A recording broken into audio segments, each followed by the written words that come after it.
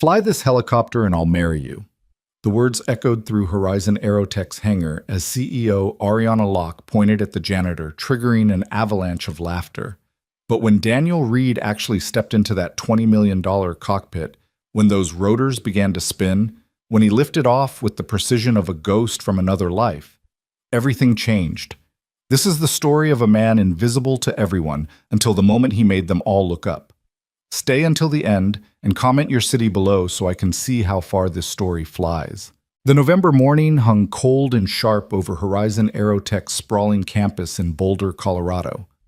Frost clung to the edges of the massive windows that lined the company's main testing hangar, a cathedral of steel and ambition where America's next generation of rotorcraft was being born. Inside, the air hummed with the particular tension that comes when brilliant minds gather around something dangerous and expensive. In this case, the Valkyrie X-7, a sleek, predatory-looking helicopter that represented 3 years of development and enough investor capital to fund a small nation. Daniel Reed pushed his cleaning cart across the polished concrete floor, the wheels squeaking softly in rhythm with his movements. At 40 years old, he'd developed the kind of invisibility that comes with certain professions. The janitor, the maintenance worker, the person people's eyes slide past without truly seeing. He wore the standard navy blue uniform with Horizon Aerotech facilities stitched across the back, his hands roughened from years of work that left them raw even in the best of times. His face carried the weather-beaten quality of someone who'd seen more sky than most people could imagine, though no one here would ever guess that. The Valkyrie X-7 sat in the center of the hangar like a sleeping dragon. Its carbon fiber body gleamed under the industrial lights, all angles and aggressive lines, painted in Horizon's signature gunmetal gray with accents of electric blue. The thing was a masterpiece of engineering. Composite rotors designed to reduce noise signature by 40%, a fly-by-wire system that could compensate for pilot error in milliseconds, and an engine package that pushed the boundaries of power-to-weight ratios. $20 million of cutting-edge aerospace technology, and they still couldn't get anyone to fly it properly. Daniel had been cleaning this hangar for 6 months now. 6 months of early mornings starting at 5 a.m., of emptying trash bins filled with crumpled CAD printouts and energy drink cans, of mopping floors where engineers paced while arguing about torque ratios and failure points. 6 months of being invisible while he watched them struggle with a machine he could have flown in his sleep. But that wasn't his life anymore. The sound of heels clicking against concrete announced Ariana Locke's arrival before she came into view. The CEO of Horizon Aerotech moved through her domain like a queen surveying her kingdom. 34 years old, Stanford MBA, daughter of the legendary aerospace engineer Marcus Locke, who'd founded the company before his death 5 years ago. She'd inherited his business and, some whispered, his arrogance. Ariana wore power like a second skin. Tailored black pantsuit, red-soled heels that probably cost more than Daniel made in a month, dark hair pulled back in a severe bun that emphasized the sharp angles of her face. 20 employees followed in her wake like a comet's tail, senior engineers, project managers, the head of their media team with a camera crew in tow. Ariana had a thing about documentation, about making sure every triumph was captured for the company's social media channels. Horizon Aerotech's Instagram had 2 million followers, all hungry for content about the future of flight. "All right, people," Ariana's voice cut through the hangar, clear and commanding. "We're 3 weeks from the DoD demonstration. 3 weeks to prove the Valkyrie X-7 can do everything we've promised, or we lose a contract worth $800 million. So somebody better explain to me why we still don't have solid test flight data." She stopped beside the helicopter, one hand resting on its fuselage like she owned it, which technically she did. The morning light streaming through the high windows caught the diamond studs in her ears, sending little stars of light dancing across the aircraft's surface. James Hendricks, the chief test pilot who looked like he hadn't slept in 3 days, stepped forward. "Ma'am, as I've explained, the fly-by-wire system is still showing inconsistencies in the collective response time. Yesterday's test run produced a 0.4-second delay between input and rotor pitch adjustment.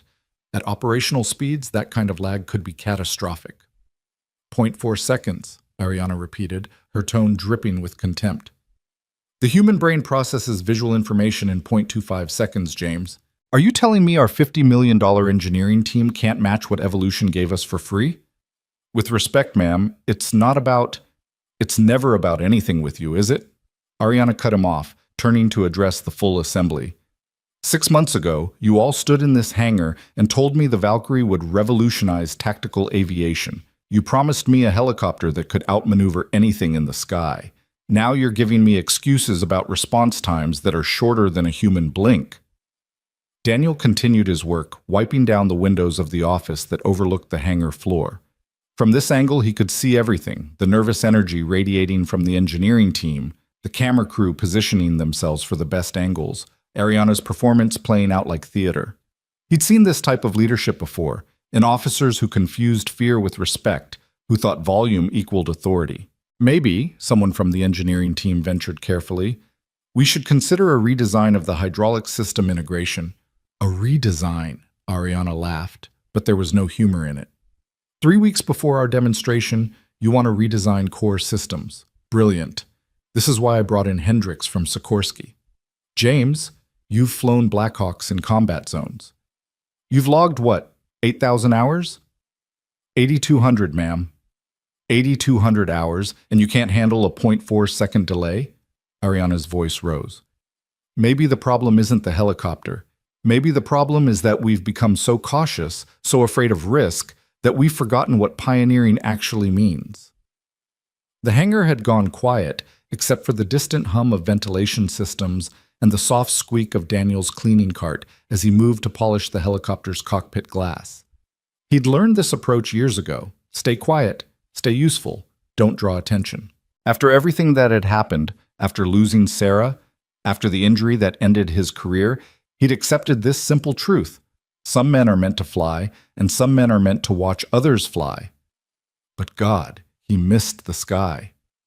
You know what? Ariana's voice suddenly shifted, taking on a theatrical quality that made Daniel's instincts prickle. He recognized that tone. It preceded bad decisions. Since we're all standing around discussing what we can't do, let's talk about what we can do. Let's make this interesting. She pivoted, her eyes scanning the assembled group before landing on Daniel. He felt her gaze like a spotlight, exposing him in a way that made his shoulders tense. You there, Ariana called out. Janitor, what's your name? Daniel straightened slowly, setting down his cleaning cloth. Every face in the hangar turned toward him.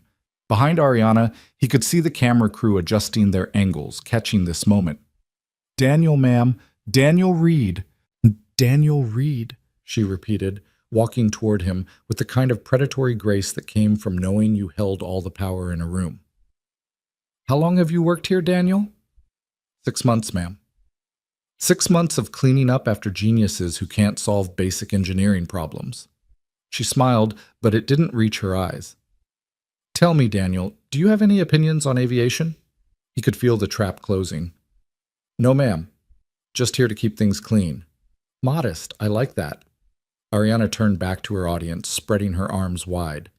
See, this is what I'm talking about.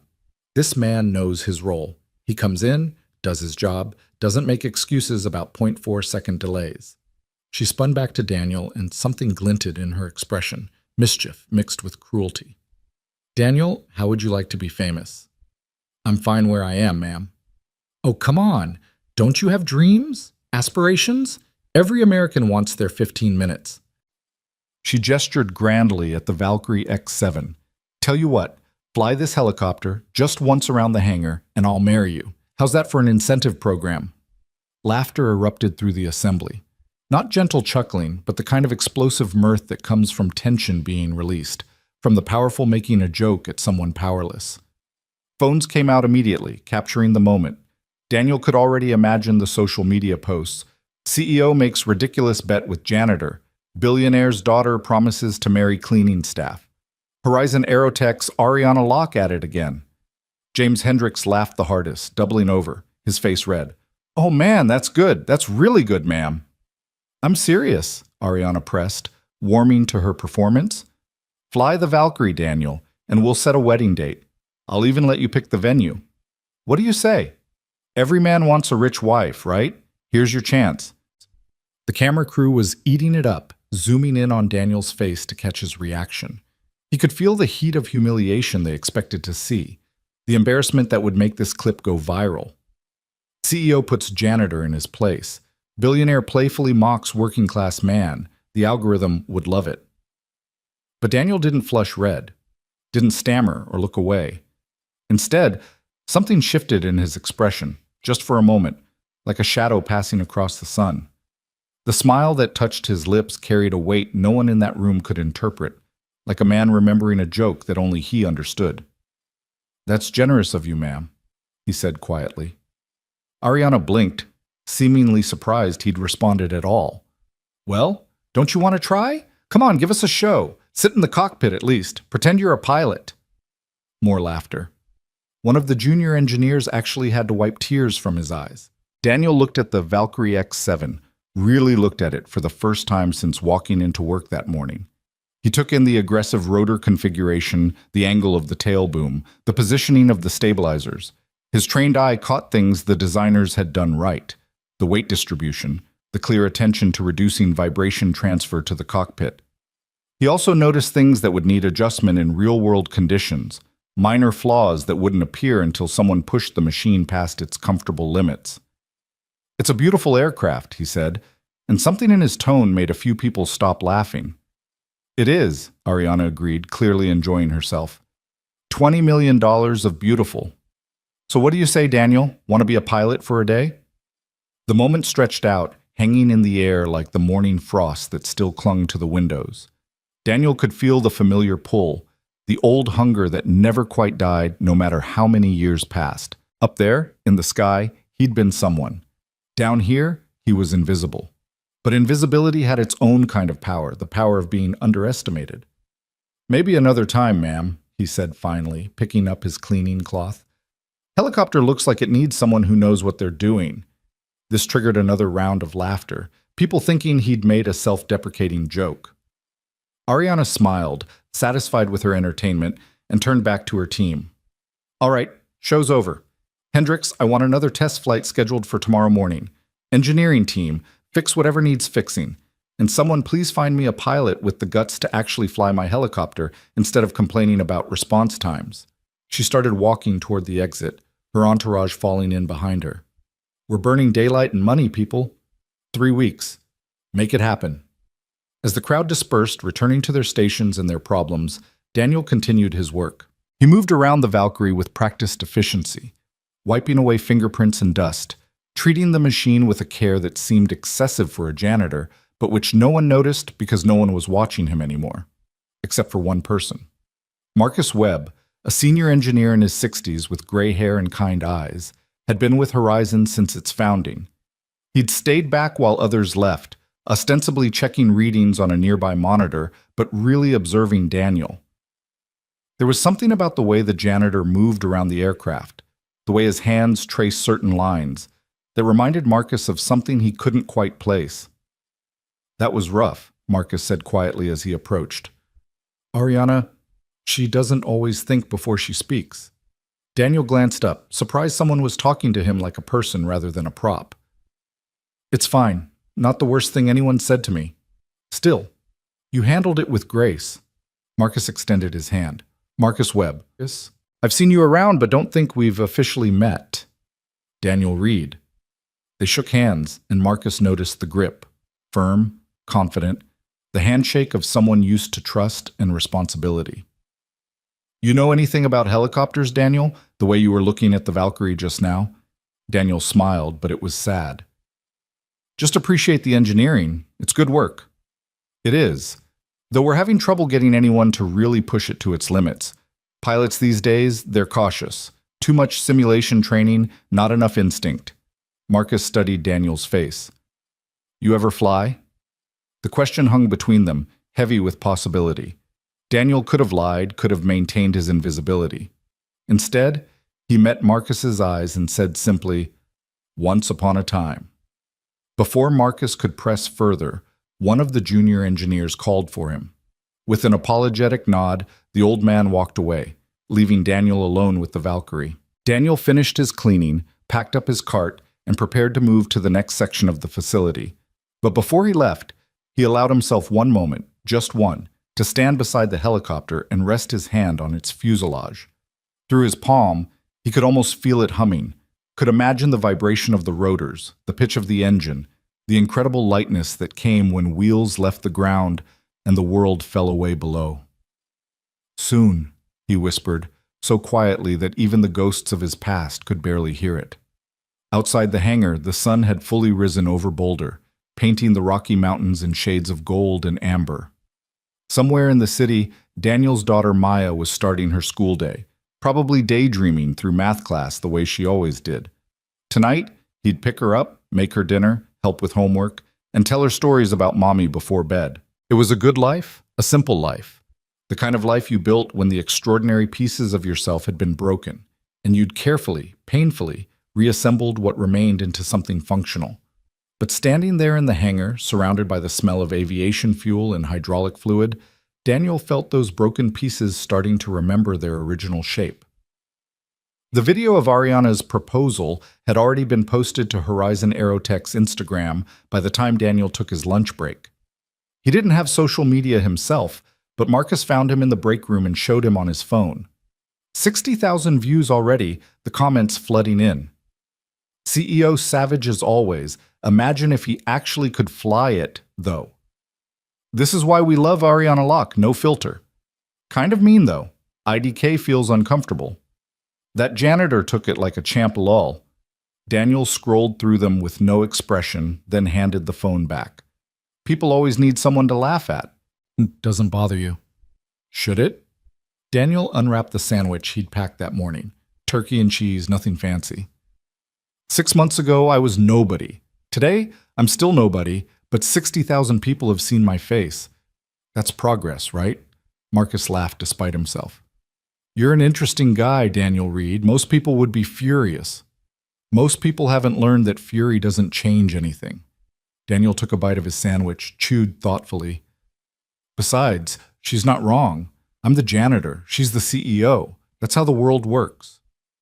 The world's worked a lot of different ways for a lot of different people, Marcus said quietly. Sometimes the roles we play aren't the whole story. Daniel met his eyes again, and something unspoken passed between them. Recognition, maybe, or respect. No, Daniel agreed softly. Sometimes they're not. The rest of the day passed in its familiar rhythm. Daniel cleaned offices, emptied trash, mopped floors, reset bathrooms, all while the Horizon Aerotech machine churned around him. Engineers argued, managers scheduled meetings. The marketing team edited footage of Ariana's morning performance for maximum social media impact.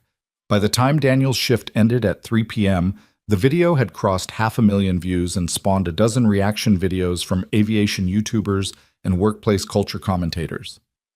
He changed out of his uniform in the facility's locker room, pulling on jeans and a worn leather jacket that had seen better days.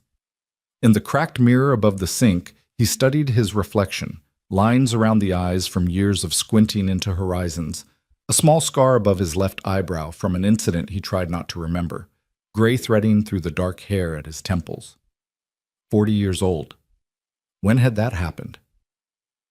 The drive to Maya's school took 20 minutes through Boulder's afternoon traffic. Daniel had bought his truck used 5 years ago, after selling almost everything else when Sarah died. It ran fine, got him where he needed to go, which was all that mattered. He pulled up to Mountain View Elementary just as the final bell rang, watching the flood of children pour out like a breaking dam of energy and noise. Maya emerged near the middle of the pack, 7 years old with her mother's dark curls and Daniel's gray eyes. She wore a purple backpack almost as big as she was, and carried a folder clutched against her chest like treasure. When she spotted the truck, her whole face lit up in a smile that made every hour of cleaning toilets worth it. "Daddy!" She ran over and Daniel caught her in a hug that lifted her off the ground. "Hey, Butterfly, good day?" "The best! I got an A on my science project. Mrs. Henderson said my model of the solar system was the most accurate in the class." She waved the folder at him. "Can we put it on the fridge?" "We'll put it right in the center," Daniel promised, helping her into the truck and buckling her seatbelt. "What do you want for dinner? Your choice tonight." "Pancakes. Pancakes aren't dinner food, baby." "You said my choice," Maya protested with the irrefutable logic of a 7-year-old. "I did say that," Daniel admitted, starting the truck. "Pancakes it is, but you're eating fruit with them." "Deal." They drove home to the small rental house Daniel could afford on a janitor's salary. 2 bedrooms, 1 bathroom, a kitchen where everything was slightly worn but clean. It wasn't much, but it was theirs, filled with Maya's artwork on the walls and photos of Sarah everywhere so their daughter would never forget her mother's face. While Daniel mixed pancake batter, Maya did her homework at the kitchen table, occasionally asking questions about fractions that made him remember how different childhood math had been in his generation. After dinner, pancakes with strawberries as promised, they settled on the couch for their evening ritual. 1 episode of whatever show Maya was into, followed by bedtime. Tonight, she wanted to watch a documentary about the Blue Angels she'd discovered. "Did you know they fly in formation with only 18 inches between their wings?" Maya asked, her eyes glued to the screen where FA-18 Hornets danced through the sky in perfect synchronization. 18 inches, Daddy! That's like this much! She held up her hands to demonstrate. "That's pretty close," Daniel agreed, his chest tight as he watched the jets wheel and spin. He remembered that kind of precision, the trust it required, the split-second timing where one mistake could end everything. "Do you think I could fly planes when I grow up?" Maya looked up at him with those serious gray eyes. "Mrs. Henderson says girls can do anything boys can do." "Mrs. Henderson is absolutely right," Daniel said firmly. "And you could fly anything you wanted. You're smart enough, brave enough. You'd be amazing." "Would Mommy be proud?" The question hit him like it always did, a familiar ache in a place that never quite healed. "Mommy would be so proud of you, she'd probably cry happy tears every single day." Maya snuggled closer, satisfied with this answer. On the screen, the Blue Angels pulled through a loop so tight it seemed to defy physics, and Daniel felt the old hunger again, that pull toward the sky that never quite left, no matter how many years you stayed grounded. After putting Maya to bed, reading her 2 chapters of the fantasy book they were working through together, and singing the lullaby Sarah used to sing, Daniel returned to the living room. The house was quiet except for the hum of the refrigerator and the distant sound of traffic. He poured himself a glass of water and stood at the window, looking out at the mountains silhouetted against the darkening sky. His phone buzzed. A text from Marcus Webb. "Videos at 2 million views. You're famous. Hope you're okay." Daniel typed back, "I'm fine. Thanks for checking." Another message. "For what it's worth, I looked you up. Or tried to. You're not easy to find, Daniel Reed." Daniel stared at those words for a long moment, then deleted them without responding. Some searches weren't meant to succeed. But as he got ready for bed, as he lay in the darkness listening to Maya's soft breathing from the room next door, Daniel knew something had shifted. Ariana Locke had meant to humiliate him, to use him as entertainment, to reinforce the hierarchy that kept people in their places. She'd laughed at the janitor, and the internet had laughed with her. What none of them understood was that Daniel Reed had stopped caring about being laughed at around the same time he'd learned that respect wasn't given. It was earned, often in ways invisible to those who'd never had to fight for it. The Valkyrie X7 needed someone to fly it. Someone brave enough, skilled enough, crazy enough to push it past comfortable limits and find out what it could really do. Ariana had no idea how right she'd been when she pointed at him and said those words. And tomorrow morning, when he returned to that hangar, when he pushed his cleaning cart past all those engineers who'd laughed, Daniel would still be invisible. But not for much longer. The sky was waiting, and the sky never forgot its own. The next morning arrived cold and sharp, the kind of November dawn that made breath visible and turned the mountains into jagged silhouettes against a lightning sky. Daniel dropped Maya at school with their usual ritual, a hug, a promise to pick her up on time, and a reminder to be brave even when math got hard. As he drove toward Horizon Aerotech, he felt something stirring in his chest that he hadn't felt in years, something dangerous and familiar all at once. The parking lot was already half full when he arrived, engineers and technicians starting early to solve problems that had festered overnight. Daniel parked in his usual spot far from the main building, the place where facility workers were expected to keep their aging vehicles away from the sleek Teslas and BMWs that marked executive territory. He sat in his truck for a moment, hands on the steering wheel, staring at the massive hangar that dominated the campus. Inside that building was the Valkyrie X7. Inside that building, Ariana Locke was probably already holding court, pushing her team toward an impossible deadline. And inside that building, something was about to change in ways none of them could anticipate. Daniel grabbed his thermos of coffee and headed in. The facility's office was a cramped room near the loading docks where the cleaning crew gathered each morning to receive assignments. His supervisor, a tired-looking woman named Carol, who'd worked at Horizon for 15 years, handed him his checklist without much ceremony. Main hangar, executive offices, and the engineering wing, she said. Rodriguez called in sick, so you're covering his areas too. No problem. Daniel? Carol looked at him with something like sympathy. I saw that video yesterday. The one with Ms. Locke. If you want to file a complaint with HR, it's fine, Carol, really. It's not fine. She humiliated you in front of the whole company, in front of millions of people online. Carol's mouth pressed into a thin line. I know you need this job, but you have rights. Daniel smiled, touched by her concern. I appreciate that, but trust me, I've dealt with worse than someone making a joke at my expense. Carol didn't look convinced, but she nodded. All right, but if you change your mind, my door is open. Well, metaphorically, I don't actually have a door. He made his way to the main hangar, pushing his cart through corridors that hummed with the early morning energy of a company racing against deadlines. Through windows, he could see engineers already clustered around computer screens, gesturing animatedly at simulations and data readouts. The pressure was mounting, and everyone could feel it. The hangar doors were open when Daniel arrived, and what he saw inside made him stop in his tracks. The Valkyrie X-7 sat in its usual position, but now it was surrounded by what looked like a war council. 20 or 30 people formed a loose circle around the helicopter, their voices creating a buzz of anxiety and frustration that echoed off the high ceiling. At the center stood Ariana Locke, still dressed in yesterday's power suit, like maybe she hadn't gone home at all, her expression carved from stone. James Hendricks, the chief test pilot, stood apart from the main group with his arms crossed defensively. Even from this distance, Daniel could see the exhaustion etched into every line of the man's face. So, let me understand this correctly, Ariana's voice cut through the chatter, silencing everyone. You're refusing to fly. I'm not refusing anything, ma'am, Hendricks said, his tone careful but firm. I'm telling you that until engineering resolves the control lag issue, test flights pose an unacceptable risk. Unacceptable to whom? You? The FAA? God? Ariana took a step closer to him. James, we hired you specifically because of your combat experience, because you've flown in conditions where people were actively trying to kill you, and now you're telling me a 0.4-second delay scares you more than surface-to-air missiles? With respect, ma'am, those are completely different scenarios. In combat, I knew my aircraft's limitations. I trusted my machine. Right now, I don't trust the Valkyrie's systems, and flying something you don't trust is how pilots die.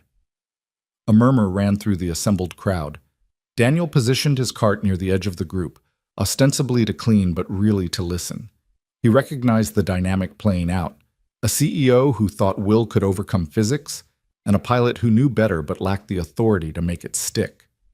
So what do you suggest? Ariana's voice dripped with sarcasm. We tell the Department of Defense that we need more time, that our revolutionary helicopter isn't quite ready because our star pilot has cold feet? I suggest we delay the demonstration by 60 days and fix the actual problems instead of pretending they don't exist. Hendricks straightened his shoulders, and Daniel saw the military bearing underneath the civilian clothes. Ma'am, I've been flying rotorcraft for 22 years. I know the difference between acceptable risk and suicide. Right now, pushing the Valkyrie past 60% power with these system lags is the latter. 60%, Ariana repeated, her voice dangerously quiet. So you're saying our $20 million prototype can only operate at 60% capacity. Until the engineers have been fixing things for 6 months, James. At some point, we have to accept that perfection is the enemy of progress and actually demonstrate what this machine can do. Marcus Webb, standing near the helicopter with a tablet in his hands, cleared his throat. Ms. Locke, if I may. James has a point. The hydraulic integration issue isn't trivial. At high speeds or during aggressive maneuvers, the delay could cause the aircraft to what, Marcus? Crash? Explode? or just embarrass us in front of military procurement officers who are looking for any excuse to fund our competitors instead? Ariana spun to face her senior engineer. You've been with this company since my father founded it. Tell me honestly, is the Valkyrie safe to fly, yes or no? Marcus hesitated, and in that hesitation, Daniel saw the whole tragedy of the situation. The old engineer knew the truth, but also knew that truth wasn't what Ariana wanted to hear. It's safe at limited operational parameters, Marcus said finally, but pushing it to full demonstration specifications without addressing the control systems. I didn't ask for a technical lecture. I asked for yes or no. Then no, ma'am, not at full specs. The hangar went absolutely silent. Even the distant hum of ventilation systems seemed to quiet, as if the building itself was holding its breath. Ariana's face remained perfectly composed, but Daniel saw her hands clench at her sides. Fine, she said, her voice cold enough to frost the windows. If our chief test pilot won't fly the aircraft, and our senior engineer says it's not ready, then clearly we have a personnel problem, not a technology problem. James, you're dismissed. Hendrix's eyes widened. Ma'am? You heard me. Clean out your locker. HR will handle your severance. You're firing me for prioritizing safety? I'm firing you for failing to do the job I hired you to do. Anyone else want to tell me why we can't accomplish our mission? Ariana's gaze swept the assembled group, challenging them. No? Good. Someone find me a pilot who actually wants to fly instead of making excuses. We have 17 days until the DoD demonstration, and I will not lose this contract because everyone in this building forgot how to take risks. She started to walk away, her heels clicking sharply against the concrete, when a voice from the back of the crowd spoke up. Maybe you're looking in the wrong places. Every head turned. Daniel stood beside his cleaning cart, one hand resting on a bottle of glass cleaner, his expression calm. He hadn't meant to speak. The words had simply emerged, pulled out by the injustice of watching a good pilot get fired for being right. Ariana stopped mid-stride. Slowly, deliberately, she turned around. Excuse me? You said you're looking for a pilot, Daniel continued, his heart hammering but his voice steady. I'm just suggesting maybe you're looking in the wrong places. A ripple of recognition went through the crowd as people realized who had spoken. The janitor, the guy from yesterday's video. Several people actually laughed, assuming this was going to be entertainment. Oh, this is rich, someone muttered. Ariana walked back toward Daniel, her expression unreadable. Daniel Reed, wasn't it? The janitor I offered to marry yesterday if he could fly my helicopter? That's right, ma'am. And you're volunteering your expert opinion on where I should find pilots? She smiled, but there was something sharp underneath it. Tell me, Daniel, what do you know about aviation that I don't? This was the moment. The edge of the cliff where he could step back into safety and invisibility, or step forward into whatever came next. Daniel thought of Maya, of the life he'd carefully built from the ruins of his old one. He thought of Sarah, who'd always told him that hiding from who you were didn't honor the sacrifices that had brought you there. I know that good pilots trust their instincts, Daniel said quietly, and Mr. Hendrix's instincts are telling him something's wrong. Firing him doesn't fix the helicopter. It just means you'll have to find someone else to ignore the same problems. The laughter died. Ariana's smile faded completely.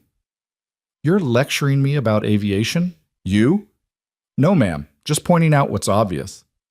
What's obvious, Ariana repeated, her voice rising, is that everyone in this building thinks they know better than me how to run my company. My father built Horizon from nothing, and when he died, people said I'd destroy it within a year. Instead, I've doubled our revenue and landed contracts with 3 branches of the military. So forgive me if I don't take business advice from someone whose job is to empty trash cans. The words were designed to sting, to put him back in his place. But Daniel had been called worse by people who'd earned the right to judge him. Ariana Locke, for all her intelligence and drive, hadn't earned anything except the fortune her father left her. You're right, Daniel said. I empty trash cans. But I also watch, and I listen, and I see things that people higher up the chain miss because they're too busy performing for each other. Like what? Like the fact that everyone in this hangar is terrified to tell you the truth because the last person who did just got fired. Daniel gestured at the crowd. You want someone to fly the Valkyrie? Fine. But make sure they're flying it because it's safe, not because they're more afraid of disappointing you than dying. The hangar was so quiet now that Daniel could hear his own heartbeat. He'd crossed a line. He knew that. Come tomorrow, Carol would probably be handing him a pink slip along with his final paycheck. But watching Hendricks get fired for doing his job right had awakened something in Daniel that he'd thought was dead, the part of him that couldn't stand by while bad leadership destroyed good people. Ariana stared at him for a long moment, her expression cycling through anger, disbelief, and something that might have been respect before settling back on anger. "You know what?" she said finally. "You want to criticize how I find pilots? You want to stand there and tell me I'm doing everything wrong? Fine. Let's revisit yesterday's offer. Fly the Valkyrie, Daniel, right now. Prove that you know what you're talking about." The crowd stirred, confusion mixing with anticipation. Someone started recording on their phone. "Ma'am." Marcus started to intervene, but Ariana held up a hand. "No, I'm serious. Daniel here thinks he understands aviation better than our chief test pilot. So let's test that. Get in the cockpit, start the engine, and show us what you know." She moved closer to him, close enough that he could see the exhaustion behind her eyes, the desperation driving her. Unless, of course, you were just talking, which seems likely for someone whose expertise is in cleaning supplies. Daniel looked at the Valkyrie X7. In the morning light streaming through the hangar's high windows, it looked like something from a dream, sleek, powerful, dangerous. His hands remembered the feel of a cyclic stick, the delicate pressure needed on rudder pedals, the constant adjustments that kept a helicopter in the sky. It had been 5 years since his last flight, 5 years since the injury that ended his career. But some things lived in muscle memory, in the parts of yourself that couldn't forget, even when forgetting would be easier. "If I do this," Daniel said slowly, "and I fly it successfully, you'll reconsider firing Mr. Hendricks and actually listen to what your engineers are telling you about the safety issues." Ariana's eyebrows rose. "If you fly it successfully, I'll do more than that. I'll keep my original promise. We'll pick a wedding date." The crowd erupted in shocked laughter and excited chatter. This was better than yesterday's video. This was content gold. The janitor actually accepting the CEO's challenge. It would go mega viral within hours. "I'm not interested in marrying you, ma'am," Daniel said calmly. "I just want you to treat your people with respect and prioritize safety over ego." How noble! So is that a yes or a no? Daniel set down his glass cleaner. He looked at Marcus, who was watching him with intense curiosity, then at Hendricks, who looked horrified at the idea of an untrained janitor attempting to fly a prototype aircraft. Finally, he looked back at Ariana. "It's a yes," he said. "But I want everyone to be clear. I'm not doing this as a stunt. If I get in that cockpit, I'm treating it like a real test flight, which means I follow proper procedures and I don't take unnecessary risks." "Whatever you need," Ariana said, waving her hand dismissively. "Though I assume you'll need someone to explain how the controls work. Maybe Marcus can give you a quick tutorial on which pedal makes it go up." More laughter. Daniel ignored it and walked toward the Valkyrie, his stride changing as he moved. The shuffle of a janitor fell away, replaced by something more purposeful, more controlled. He circled the aircraft slowly, and this time people noticed the way he moved, not like someone seeing it for the first time, but like someone conducting a pre-flight inspection. He checked the main rotor for play, examined the tail rotor assembly, looked at the landing gear struts for hydraulic leaks. His hands moved with practiced efficiency, touching points that needed checking, his eyes scanning for anything that might indicate a problem. Marcus moved to stand beside him. "Daniel," the old engineer said quietly, "you don't have to do this. She's being cruel." "I know what she's being," Daniel replied, continuing his inspection. "But the question stands. Can this aircraft fly safely, or can't it? At conservative parameters with an experienced pilot, yes. But you're not—" Marcus stopped, really looking at Daniel for the first time. At the way he was checking the swash plate bearings, the way his eyes tracked the control linkages. "Wait, you actually know what you're doing." "I told you," Daniel said. "Once upon a time." "Once upon a time what? Daniel, who are you?" Before Daniel could answer, Ariana called out impatiently. "Are we doing this or not? Some of us have actual work to do today." Daniel finished his walk around and approached the cockpit. The door was open, and he climbed in with the easy familiarity of someone who'd done it thousands of times before. The seat needed adjustment. Whoever had flown last was taller, so he shifted it forward and down. His feet found the pedals naturally, his right hand settling on the cyclic like greeting an old friend. The collective was where it should be on his left, the throttle integrated into the grip exactly where his muscle memory expected it. The instrument panel was more modern than anything he'd flown before, all glass displays instead of analog gauges, but the fundamental layout was familiar. Attitude indicator, airspeed, altitude, heading, vertical speed, all the instruments that told a pilot where they were and where they were going. "Someone want to tell him how to start it?" Ariana asked, her tone mocking. "Or should we let him figure it out through trial and error?"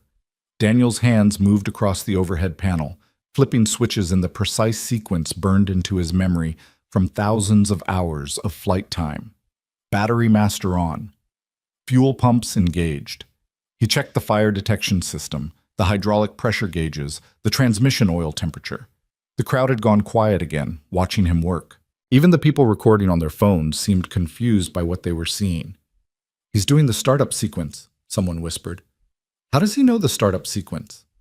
Daniel reached for the engine start button, then paused.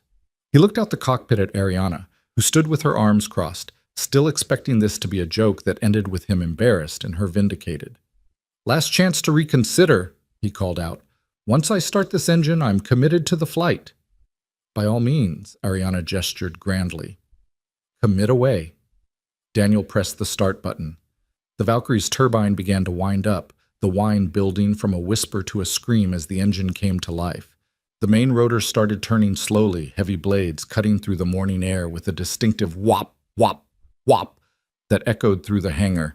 People backed away instinctively as the rotor wash began to pick up, papers scattering, hair whipping. Daniel watched his instruments carefully, monitoring temperature, pressure, RPM, everything climbing smoothly into the green. The helicopter shook slightly as systems came online, the vibration familiar and almost comforting.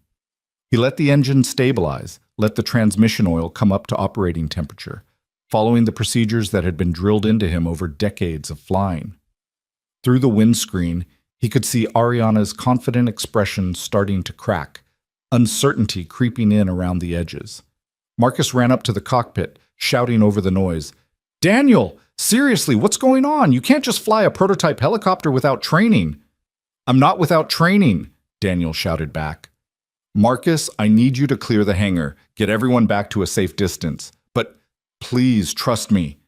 Something in Daniel's eyes must have convinced him. Marcus stumbled back, waving his arms, shouting for people to clear out. The crowd retreated toward the hangar walls, though no one left. This was too good to miss. Ariana remained in the center of the open space, refusing to move, as if acknowledging the danger would mean admitting she'd misjudged the situation. Daniel increased the collective slowly, feeling the Valkyrie's response.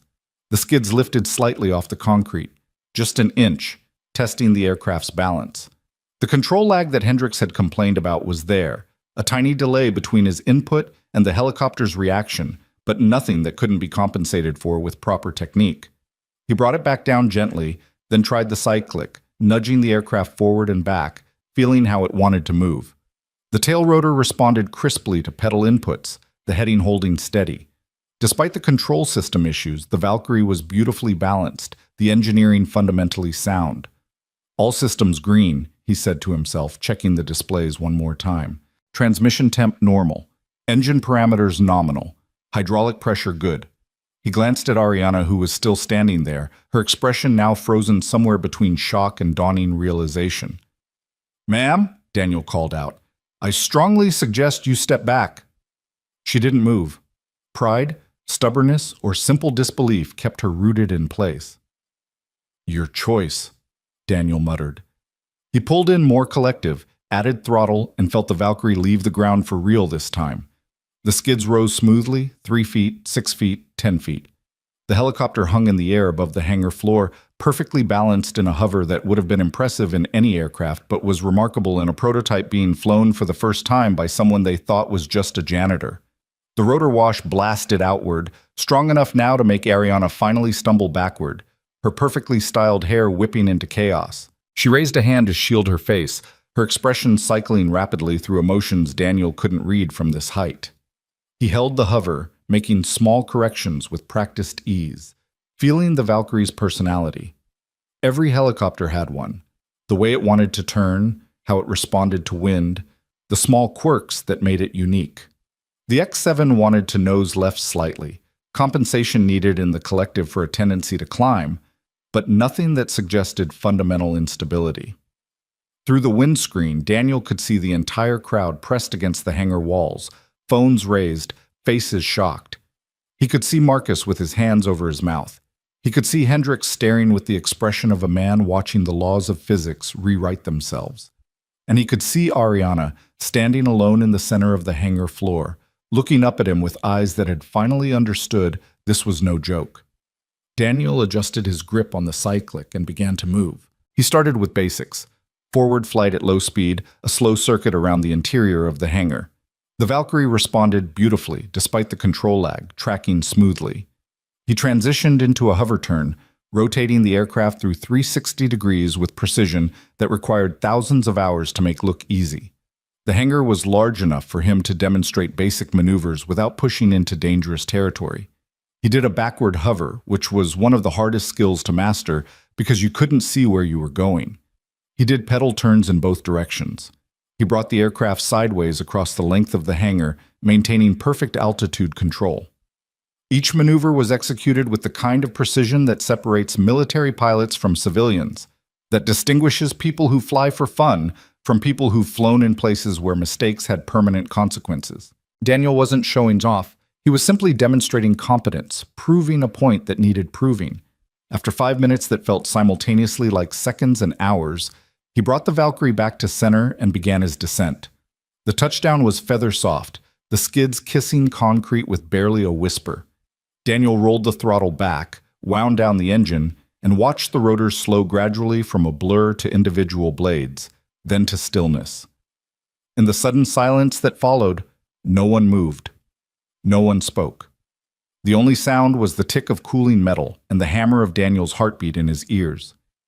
He completed the shutdown checklist with the same methodical care he'd used for startup, making sure every system was properly secured. Only then did he unbuckle, open the cockpit door, and climb out. His legs were steadier than he'd expected after 5 years away from the cockpit, his body remembering how to handle the adrenaline that always came with flight. The crowd remained frozen as Daniel walked across the hangar floor toward Ariana. She stood exactly where the rotor wash had pushed her, her clothes disheveled, her hair wild, her carefully constructed armor of authority completely shattered. He stopped a few feet from her, maintaining respectful distance. "The control lag Hendricks mentioned is real," Daniel said quietly, his voice carrying in the silence. "It's manageable with proper compensation, but at high speeds or during aggressive maneuvers, it could definitely cause problems. Your engineers are right to be concerned. The hydraulic integration needs work before you push this aircraft to its limits." Ariana opened her mouth, closed it, opened it again. "Who the hell are you?" she finally whispered. Daniel reached into his jacket pocket and pulled out his wallet. From it, he extracted a laminated military ID card that he'd carried for 20 years and couldn't quite bring himself to throw away even after retirement. He handed it to her. Ariana looked down at the card.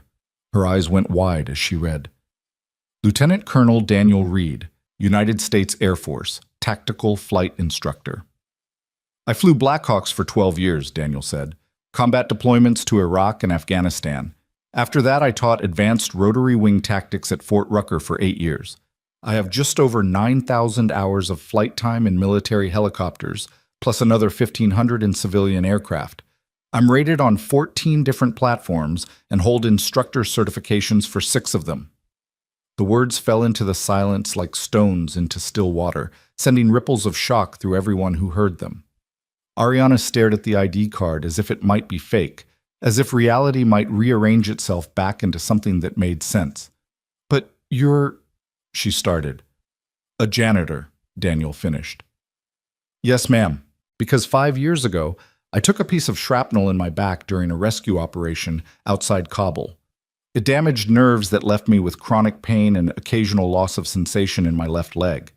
The Air Force gave me a medical retirement with full honors, but flying wasn't an option anymore. And 6 months after that, my wife Sarah died of cancer, leaving me with a 7-year-old daughter to raise alone. He took the ID card back from Ariana's numb fingers and returned it to his wallet. I took this job because it pays enough to cover rent and Maya's school supplies, because the health insurance helped with my medical bills, and because I didn't want to be around aviation anymore. Seeing these aircraft every day, being close to flying but not able to do it myself, it hurt. But it was honest work that let me be home for my daughter, and that was all that mattered.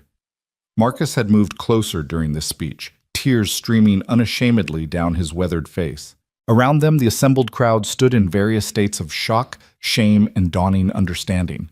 "You flew combat missions," Ariana said, her voice barely audible. "You saved lives. You taught others to fly. And I called you. I said you didn't know," Daniel said simply. "How could you?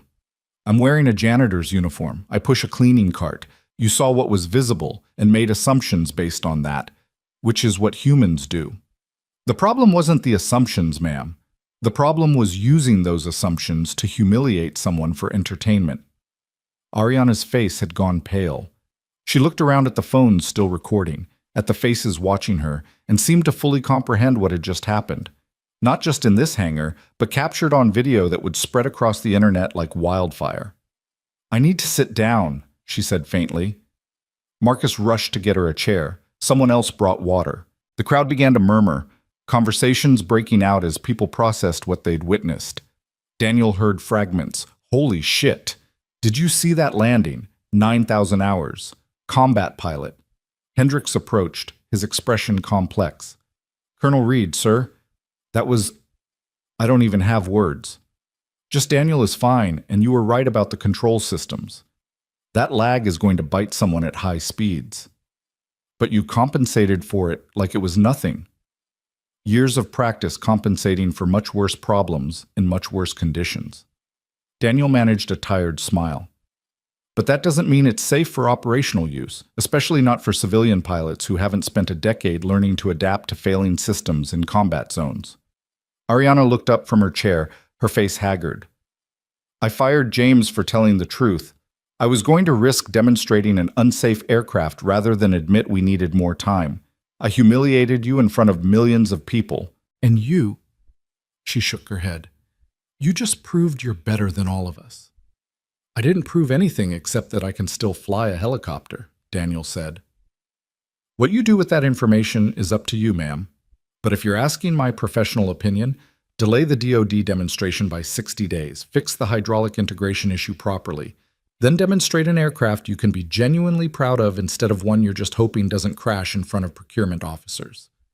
The hangar doors opened and Carol rushed in, clearly having been called by someone. She took one look at Daniel standing beside the Valkyrie, at Ariana slumped in a chair, at the crowd of shocked engineers, and stopped in her tracks. "What the hell happened here?" "Daniel flew the prototype," Marcus said, wonder still in his voice. "He just flew it, like it was the easiest thing in the world." Carol turned to Daniel, her expression cycling from confusion to understanding. "You can fly helicopters." "Yes, ma'am? And you've been cleaning toilets for 6 months." "They needed cleaning." Carol started to laugh, the kind of slightly hysterical laughter that comes when reality becomes too absurd to process normally. "You're telling me we had a military pilot working in facilities and nobody knew?" "I didn't advertise it," Daniel said with a shrug. "Wasn't relevant to the job I was hired to do." "Relevant?" Ariana's voice cracked as she stood up from the chair. "Daniel, you could have been testing our aircraft this whole time. You could have been helping us solve these problems. Instead, you were mopping floors while we struggled to find qualified pilots." "You never asked," Daniel said simply. "You saw a janitor, and that was all you needed to see, which, again, I understand. But it's a reminder that people contain multitudes, ma'am. The person emptying your trash might be a combat veteran. The person serving your coffee might have a PhD. The dignity of their current work doesn't diminish what they've accomplished before or what they're capable of now."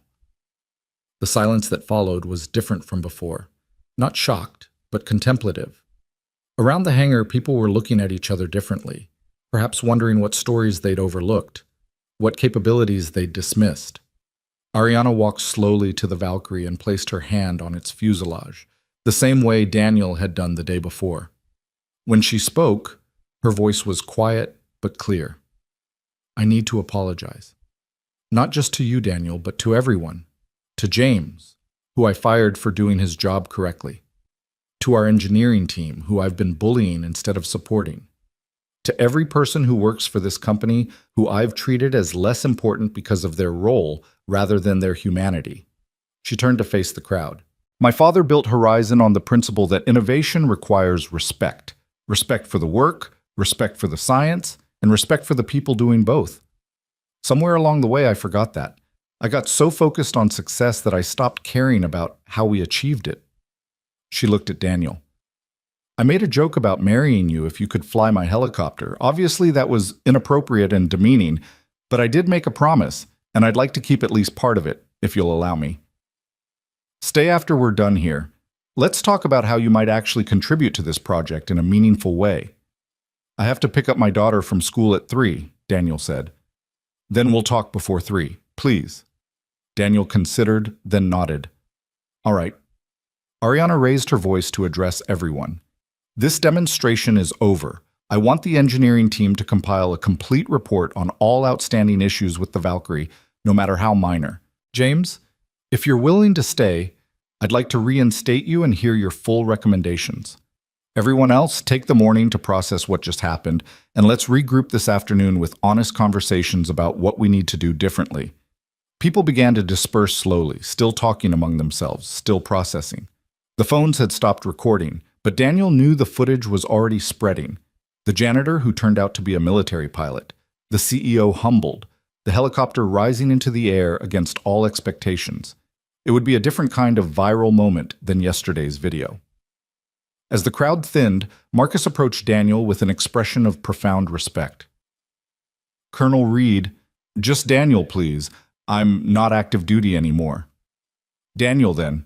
I looked you up last night after our conversation, but I couldn't find much. You're not easy to search for. I tried to keep a low profile after Sarah died. Didn't want the attention or the sympathy. Your wife, I'm so sorry. Thank you. Daniel glanced at his watch. I should get back to work. Carol's going to wonder where I disappeared to. You're still planning to clean? Marcus looked astonished. After everything that just happened? My shift doesn't end until 3, and I'm still getting paid to do a job. Why wouldn't I clean? Marcus shook his head slowly. You're a remarkable person, Daniel Reed. Truly remarkable. Daniel just smiled and retrieved his cleaning cart from where he'd left it. As he pushed it toward the exit, Ariana called after him. Daniel, 2 o'clock, my office. Don't make me regret asking nicely. Yes, ma'am, 2 o'clock. He spent the rest of the morning completing his assigned tasks, executive offices, engineering wing, bathrooms, and break rooms. People stared at him differently now, nodding with respect when he passed, some even saying hello or thank you. It was disconcerting, this sudden visibility, like someone had flipped a switch and he'd gone from ghost to person overnight. At noon, he sat in his truck eating the sandwich he'd packed that morning, checking his phone to find 73 text messages from numbers he didn't recognize and 6 voicemails. The video had gone even more viral than yesterday's, but this time the narrative was different. This time, people weren't laughing at the janitor. They were celebrating him and questioning why someone with his qualifications had been invisible in the first place. One text stood out from a number with a Fort Rucker area code. Saw the video. Always knew you'd end up back in the sky somehow, Colonel. Proud of you. Chief Warrant Officer Martinez. Daniel smiled, remembering Martinez, one of his best students who'd gone on to become an instructor himself. He typed back, just proved an old dog can still hunt. Give my regards to everyone at Mother Rucker. At 1:55 p.m., Daniel knocked on Ariana Locke's office door. Through the frosted glass, he could see her silhouette pacing. Come in, she called. The office was everything Daniel expected. Floor-to-ceiling windows overlooking the mountains, modern furniture in shades of gray and chrome, walls covered with photos of Horizon aircraft, and awards from industry organizations. Ariana stood by the window, her back to him, her reflection ghost-like in the glass. Close the door, she said without turning. Daniel did, then waited. He'd learned in the military that sometimes the best thing to say was nothing. "I've been CEO for 5 years," Ariana said finally. 5 years of people telling me I'm too young, too inexperienced, too female to run an aerospace company. Every decision gets scrutinized. Every mistake gets magnified. So I built armor, made myself harder, more aggressive, more willing to humiliate others before they could humiliate me. She turned to face him. "But what I did to you wasn't armor. It was cruelty, and there's no excuse for cruelty." "Apology accepted," Daniel said simply. "Just like that?" "You made a mistake. You owned it publicly. You're taking steps to fix it. What else is there?" Ariana laughed, but it was shaky. "Most people would want me to grovel more." "I'm not most people." "No," she agreed. "You're really not." She gestured to a chair. "Please, sit. Let's talk about your future at Horizon. If you want one here." Daniel sat, and they began to negotiate the next chapter of both their lives. Daniel studied Ariana across the expanse of her chrome and glass desk, watching her pull herself together with visible effort. The woman who'd strutted through the hangar that morning with absolute confidence now sat with slumped shoulders, her carefully constructed armor cracked wide open. She pulled out a leather portfolio and opened it to a blank page, pen poised like she was about to negotiate a contract. "Before we start," Daniel said quietly, "I need to be clear about something. I'm not looking to be rescued or elevated. I have a daughter who needs stability, and the job I have now provides that. Whatever we discuss here needs to work around Maya first." Ariana set down her pen. "How old is she?" 7. Second grade at Mountain View Elementary. She's smart, funny, and the only thing in this world that matters more to me than flying." "What happened to her mother? You said cancer?" The question landed gently, but it still hurt the way it always hurt. "Pancreatic. Diagnosed stage 4 6 months after they found it.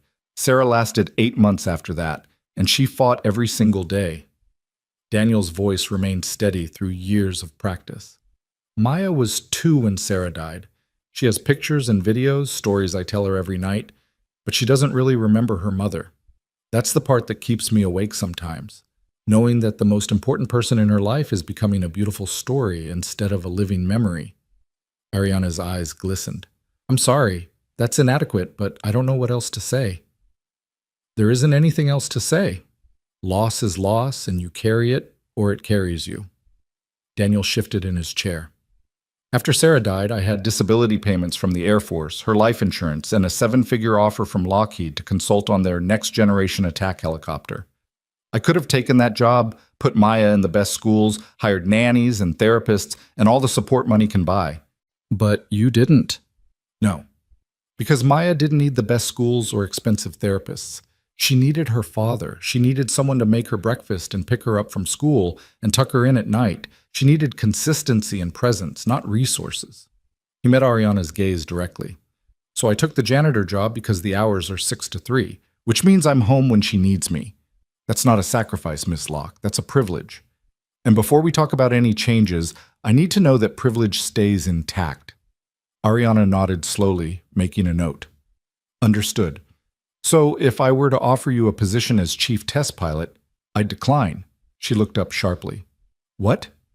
"Daniel, you just demonstrated skills that most pilots spend their entire careers trying to develop. We need someone exactly like you to work 12-hour days testing an aircraft through every possible failure mode while you race toward a deadline?" Daniel shook his head. "I've done that life, Miss Locke. I've missed birthdays and recitals and first days of school because the mission came first. I've told my family that duty required sacrifice, and I believed it because the stakes were real. People's lives depended on getting it right. But that was when I had a wife who understood and supported those choices. Now I'm the only parent Maya has, and no amount of money or prestige is worth missing her childhood." The silence that followed was heavy with Ariana's visible struggle between her needs and respecting his boundaries. Finally, she said, "What if we structure it differently? Flexible hours, primarily consulting rather than active testing, the ability to work from home when needed." "Why do you want me here at all?" Daniel asked. "You have qualified pilots. James Hendricks is excellent, and if you treat him with respect instead of contempt, He'll help you build something remarkable. You don't need me. But I do, Ariana insisted, leaning forward. Daniel, what happened this morning? That wasn't just about flying. You diagnosed the problem, understood the human dynamics, and demonstrated leadership without ever raising your voice or pulling rank. You showed everyone in that hangar, including me, what integrity looks like under pressure. I showed you how to fly a helicopter. You showed us how to be better people, Ariana corrected. And Horizon needs that right now. I need that. Because the truth is, I've built a culture of fear where the best people are afraid to tell me when I'm wrong. You weren't afraid, and maybe if you're around, other people will learn to be unafraid too. Daniel considered this, recognizing the truth in her words but also the danger. It would be easy to step back into the world he'd left behind, to reclaim the identity that had defined him for 20 years. But that world had nearly destroyed him when it ended, and rebuilding himself into someone who could be present for his daughter had required more strength than any combat mission. I'll consult, he said finally. Part-time, flexible hours, primarily focused on test program design and safety protocols. I'll help you fix the Valkyrie's problems and prepare for the DoD demonstration. But I won't be your chief test pilot, and I won't be anyone's savior. I'm just a guy who knows helicopters and thinks your company could be better than it is. Ariana smiled, genuine warmth breaking through her professional facade. I'll take it. What would you need in terms of compensation? Whatever's fair. I'm not trying to get rich. I just need enough to take care of Maya and maybe put some away for her college fund. Daniel, you're a lieutenant colonel with combat experience and instructor credentials. Fair compensation would be more than I need, he interrupted. Ms. Locke, I appreciate the gesture, but one of the things I learned after leaving the military is that enough is a real number. I don't need more than enough. Use the extra money to raise wages for the rest of your facilities staff, the people who've been keeping this place running while everyone else was busy building aircraft. Ariana stared at him like he'd started speaking a foreign language. You want me to pay other people with money that should be yours? I want you to recognize that the woman who cleans your office deserves to afford rent without working 3 jobs. I want you to understand that the guy who maintains your HVAC systems has just as much dignity as your senior engineers. If me taking this consulting role means you finally see the people you've been looking through, then yeah, spread the wealth around. She was quiet for a long moment, then wrote something in her portfolio with deliberate strokes. Okay, part-time consulting with flexible hours, competitive but not excessive compensation, and I'll conduct a comprehensive review of wages and benefits for all support staff. Anything else? James Hendricks keeps his job and gets a formal apology. Your engineering team gets the time they need to fix problems properly instead of being bullied into cutting corners. And the next time someone tells you something you don't want to hear, you thank them for their honesty instead of firing them. You're negotiating my management style now? I'm giving you the conditions under which I'm willing to work here. Take them or leave them, Ms. Locke. I've got offices to clean and a daughter to pick up in 45 minutes. Ariana laughed, a real laugh that transformed her face from severe to something approaching beautiful. My father used to say the best deals are the ones where everyone walks away slightly uncomfortable. I think he would have liked you, Daniel. I would have liked to meet him. Marcus speaks highly of his vision. Dad was brilliant, but he was also kind. He would have been horrified by what I did to you yesterday. Ariana's expression clouded. He would have been ashamed of the leader I've become. Then don't be that leader anymore, Daniel said simply. You can't change yesterday, but you control what happens next. That's true for all of us. She nodded, then stood and extended her hand across the desk. Thank you, Daniel, for the flight, for the honesty, and for giving me a chance to do better. They shook hands, and Daniel felt the firmness of her grip, the steadiness that came from making a decision and committing to it.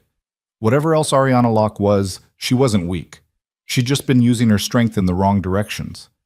I'll draft a formal offer letter tonight and have it to you tomorrow, she said. But before you go, there's something else we need to discuss. What's that? The video. Both videos, actually. The first one has 20 million views now, and this morning's already has 15 million. You're famous, Daniel, whether you wanted to be or not. And that fame is going to bring attention, media requests, interview offers, Probably people showing up at your house. Daniel's stomach tightened. He'd been so focused on the immediate situation that he hadn't considered the broader implications. I don't want to be famous. I know, but the internet doesn't care what you want. Right now, you're the feel-good story of the year, the humble janitor who was secretly a hero. People love that narrative. They want to hear more, know more, see more. They can want all day long. I'm not interested in performing my life for strangers. I respect that, but I also want to offer you resources to handle what's coming. Horizon has a PR team that can help manage media requests, security consultants who can help protect your privacy, legal support if anyone tries to exploit your story. You don't have to accept, but the offer stands. Daniel thought of Maya, of reporters potentially approaching her at school, of strangers recognizing him at the grocery store. His anonymity had been armor, and now that armor was gone. I'll think about it, he said, but right now I need to pick up my daughter and explain why her dad is suddenly on the internet. Ariana walked him to the door. For what it's worth, I think Maya is very lucky. A lot of fathers would have used their skills and credentials to climb back to the top, even if it meant sacrificing time with their kids. You chose differently. It wasn't really a choice, it was just being a parent.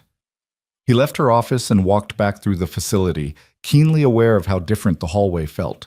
People who'd never made eye contact before now nodded respectfully. A woman from accounting actually stopped him to say thank you, though for what she didn't specify.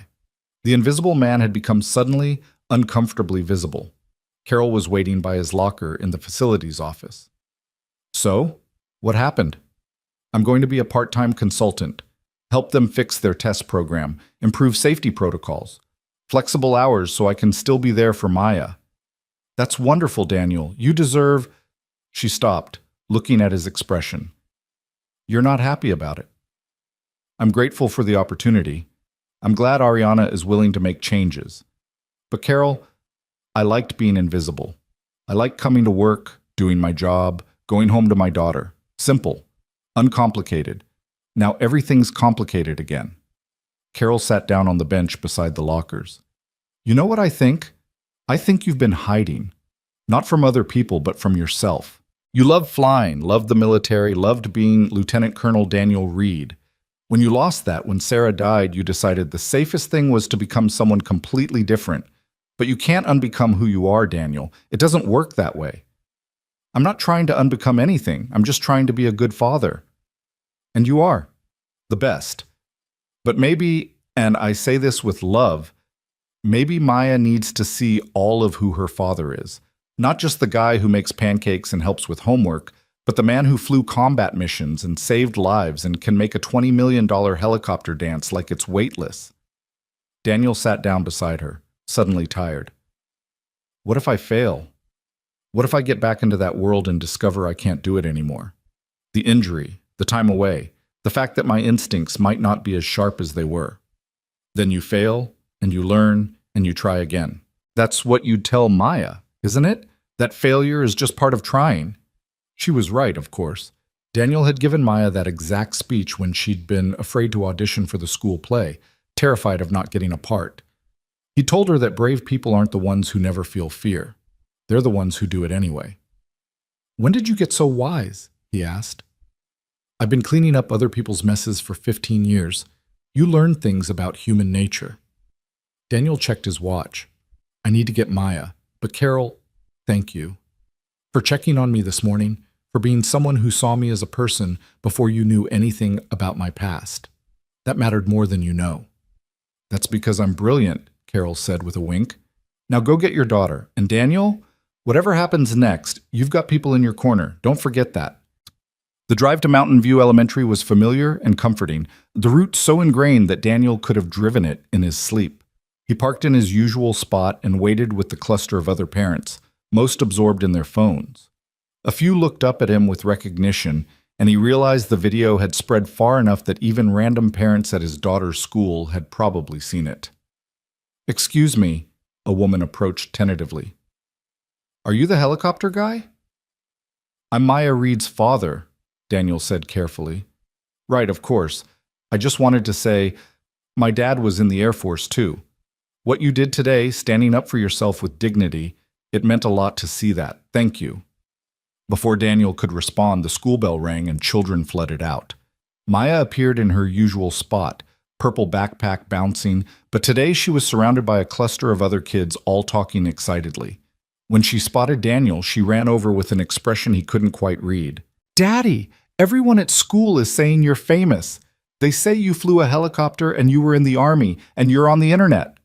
Air Force, not Army. And yes, something happened at work today that got recorded and shared online. Can I see? Maya's eyes were huge with excitement. Let's talk about it at home, Butterfly. Come on.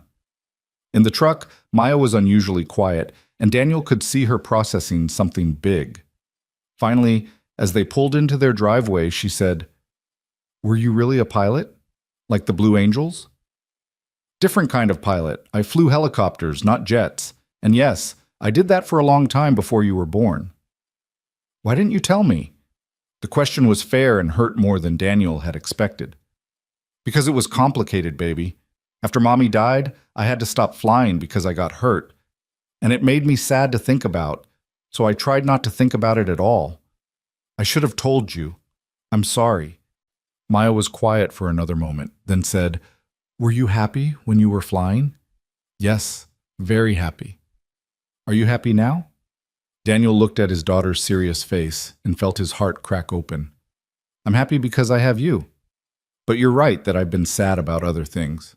Sometimes adults don't do a good job of dealing with their feelings, and we hide parts of ourselves because we think it will hurt less. But all it does is make us smaller. Mrs. Henderson says we should be our whole selves, not just the parts we think people will like." Mrs. Henderson is very smart, and yes, that's true. I've been trying to be just one part of myself, just your dad, because I thought that would be enough. But maybe I need to be all the parts, the dad and the pilot and the person who misses flying and the person who's building a new life, all of it together. Maya nodded sagely, then brightened. "Can you teach me to fly when I'm older?" "If that's what you want, absolutely." "And will you tell me stories about when you were in the Air Force? Real stories, not just the sad ones about Mommy?" "I will. I promise." They went inside and Daniel made them an early dinner while Maya did homework at the kitchen table. She kept sneaking glances at him like she was seeing him differently, trying to reconcile the father she'd always known with this new information about who he'd been before. It reminded Daniel that children are constantly rewriting their understanding of the world, incorporating new data, adjusting their mental models of reality. After dinner, Maya wanted to see the video. Daniel hesitated, then pulled it up on his phone. The two of them crowded together on the couch. They watched the helicopter rise into the air, watched it hover and turn and move with precision that made Maya gasp. "That's really you flying? That's really me. You're really good, Daddy." "Thank you, Butterfly." They watched in silence as the video showed the landing, the reveal of Daniel's military ID, Ariana's shocked expression. When it ended, Maya looked up at him with something like awe. "You're kind of like a superhero." Daniel laughed despite himself. "I'm not a superhero, I'm just someone who learned to fly helicopters and tried to do it well." "Superheroes always say stuff like that," Maya insisted. "They always pretend they're normal, but everyone else knows they're special." "Well, if I'm a superhero, you're my superpower. Everything I do so I can be the dad you deserve." Maya snuggled against him, satisfied with this answer. They watched 2 episodes of her current favorite show. Then Daniel carried her to bed, even though she was probably too old for that. He read their book, sang the lullaby, and kissed her forehead. "Daddy," Maya said as he was leaving, "I'm glad people know you're special now. I always knew, but it's good that other people know too." "I love you, Maya Reed." "Love you more." Daniel closed her door and returned to the living room, where he finally allowed himself to check his phone properly. The messages had multiplied. 149 unread texts, dozens of missed calls, voicemails from numbers he didn't recognize, and several he did. News outlets requesting interviews. A production company wanting to discuss a documentary. Former Air Force colleagues reaching out to say they'd seen the video. And buried in the middle, a text from a blocked number that just said, "You always did know how to make an entrance, sir. Glad you found your way back to the sky." Daniel stared at that message for a long time, trying to place the voice behind the words. The phrasing suggested someone who'd served under him, but the block number made identification impossible. It could have been any of the hundreds of pilots he'd trained over the years, any of the crew members he'd flown with, any of the soldiers whose lives had intersected with his in those intense years when flying was everything. He was about to set the phone down when it rang, displaying a number with a DC area code. Against his better judgment, Daniel answered. "Lieutenant Colonel Reed?" The voice was crisp, professional, military. "Just Daniel Reed now. Who's calling?" "Major General Patricia Hawkins, Air Force Personnel Center. I apologize for calling so late, but after seeing today's video, I felt it was important to reach out personally." Daniel's back straightened automatically, old instincts kicking in. "General Hawkins, what can I do for you?" "Actually, Colonel, I'm calling to discuss what the Air Force can do for you. Your medical retirement was processed 5 years ago with a 70% disability rating due to nerve damage and chronic pain. However, medical review boards are constantly reassessing cases as treatment options improve. I've been looking at your file, and I'm wondering if you'd be interested in a medical reevaluation." The words hit Daniel like a physical blow. "You're saying I might be able to fly again? Officially?" "I'm saying it's worth exploring. The video shows none of the physical limitations that were cited in your retirement paperwork. Obviously, you'd need to undergo a full evaluation at Wright-Patterson Medical Center, but if the nerve damage has healed more than initially projected, there's a possibility of returning to active duty status, or, at the very least, being cleared for civilian aviation." Daniel sat down heavily on the couch. "Why would you do this? Why reach out now?" "Honestly, because the Air Force needs experienced rotary wing instructors, and you were one of the best we ever had. But also because watching that video reminded me why I joined the military in the first place. To work with people who have integrity, skill, and the courage to do what's right even when it's hard. You demonstrated all three today, Colonel Reed." "I have a daughter, General, a 7-year-old who needs me present, not deployed halfway around the world." "I understand.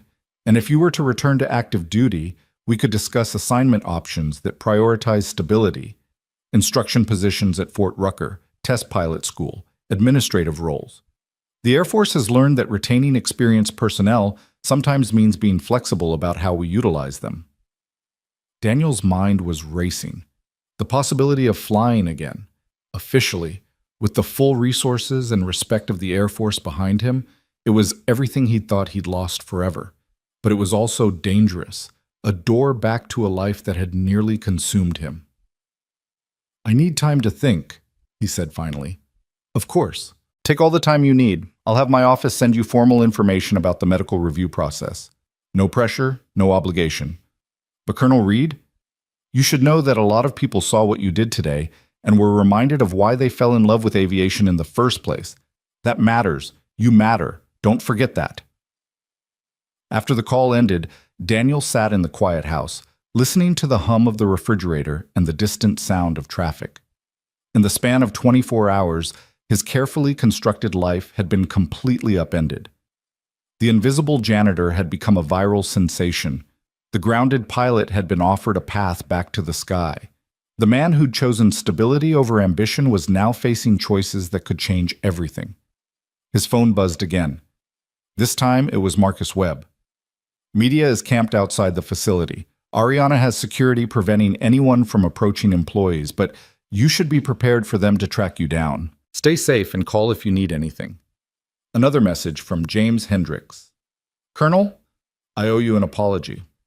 When you were just the janitor, I laughed along with everyone else. That was wrong. I'd be honored to work with you on fixing the Valkyrie. Thank you for standing up for safety and for reminding me what real leadership looks like."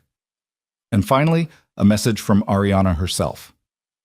"I've been thinking about what you said regarding dignity and respect. Tomorrow morning, I'm calling an all-hands meeting to announce changes to compensation and company culture.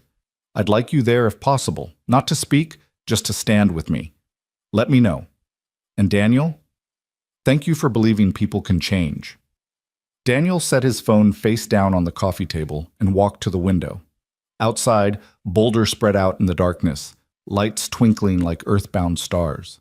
Somewhere in that city were reporters hunting for his address, Former colleagues reading about his story, strangers forming opinions about a man they'd never met based on 90 seconds of viral video. He thought about Sarah, about what she would say if she could see him now. She'd probably laugh at the absurdity of it all. Her husband, who'd once briefed senators and flown with presidents now famous for being a janitor who could fly. But she'd also understand the fear underneath, the terror of reaching for something precious and losing it again. "What do I do, Sarah?" he whispered to the empty room. "How do I know which choice is right?" The answer came not in words, but in a memory. Sarah in the hospital during her final weeks, so weak she could barely lift her head, looking at him with those eyes that saw everything. "Promise me you'll live," she'd said. "Not just exist, not just survive. Actually live. Be brave enough to want things, to try things, to fail and try again. Show Maya what it looks like to be fully human." He'd promised, though at the time he'd had no idea how to keep that promise. In the years since, he'd interpreted it as meaning be present, be stable, be the steady anchor Maya needed. But maybe that wasn't enough. Maybe living meant being willing to fly again, to risk pain and loss and disappointment because the alternative was a half-life spent watching from the ground. Daniel pulled out his phone and typed 3 messages. To General Hawkins, "Thank you for the call. I'm interested in learning more about the medical review process. Please send the information." To Ariana, "I'll be at the morning meeting. See you then." To Marcus, "Can you get me the full engineering reports on the Valkyrie's control systems? I want to understand every documented issue before we start planning fixes."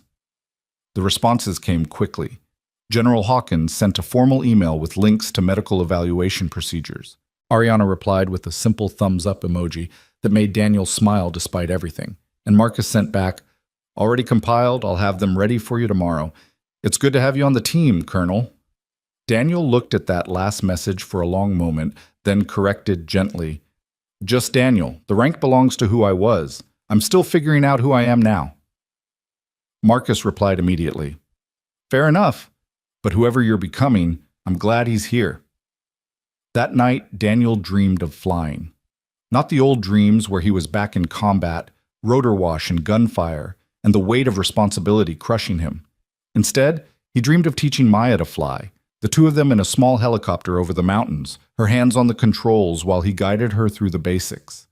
In the dream, Sarah was in the back seat, smiling, proud of both of them. When he woke, his face was wet with tears, but they weren't entirely sad. Grief and hope had tangled together into something new, something he didn't have words for yet, but which felt like the beginning of healing. The morning arrived with an unusual chill, frost thick on the windows and the mountains sharp against a crystalline sky. Daniel made Maya breakfast, packed her lunch, and drove her to school while she chattered about a project on the solar system. At drop-off, several other parents watched him with recognition, but no one approached. Maybe they sensed he needed space, or maybe they just didn't know what to say to someone who'd gone from ordinary to extraordinary overnight. "Be good," Daniel told Maya as she climbed out of the truck. "Remember you've got science club after school, so I'll pick you up at 4 instead of 3. "Okay, Daddy, are you going to fly more helicopters today?" "Maybe. Probably just talking about helicopters, though." "That's good, too. Talking is important." She shouldered her backpack and started to walk away, then turned back. "Daddy, I'm proud of you." The words hit him square in the chest. "I'm proud of you too, Butterfly, every single day." He watched her disappear into the school building, then drove to Horizon Aerotech with his heart full of a feeling he couldn't quite name. When he pulled into the parking lot, he saw exactly what Marcus had warned him about. 3 news vans with satellite equipment, reporters and camera crews clustered near the main entrance. Security guards were keeping them corralled, but they perked up when Daniel's truck appeared, recognizing it from the background of yesterday's videos. A woman in a red suit with a microphone started jogging toward him, her cameraman following. "Mr. Reed! Daniel, can we ask you a few questions about—" Daniel rolled up his window and drove past them to the employee entrance on the far side of the building where additional security had been posted. A guard he didn't recognize checked his ID, then waved him through with a respectful nod. Inside, the hallways were buzzing with energy. Employees clustered in groups speaking in hushed, excited tones. The all-hands meeting wasn't scheduled for another hour, but clearly word had spread that something significant was happening. Daniel made his way to the facilities office, where Carol greeted him with a huge smile and a pastry from the fancy bakery across town. Congratulations on your new position, though I'm a little sad I'm losing my best janitor. You're not losing me entirely. Part-time consulting means I'll still be around, just wearing different hats. Different uniform, too, I assume. Can't exactly meet with military procurement officers in a Navy jumpsuit. Daniel looked down at his standard facilities uniform and realized she was right. He'd need actual professional clothes. Button-down shirts, slacks, maybe even a blazer. The wardrobe of someone who sat in meetings instead of cleaned them up afterward.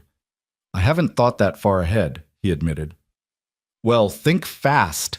Ariana wants you on stage with her at the All Hands in 45 minutes, and you can't go looking like...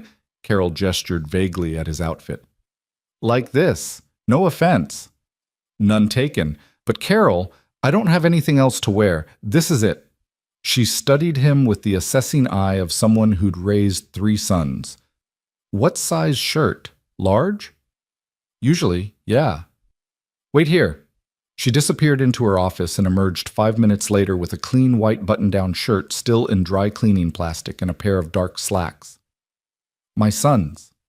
He left them here 6 months ago after a job interview and never came back for them. They should fit close enough. Daniel accepted the clothes gratefully and changed in the facility's bathroom, studying his reflection in the mirror afterward. The white shirt was slightly tight across the shoulders, but otherwise fit well.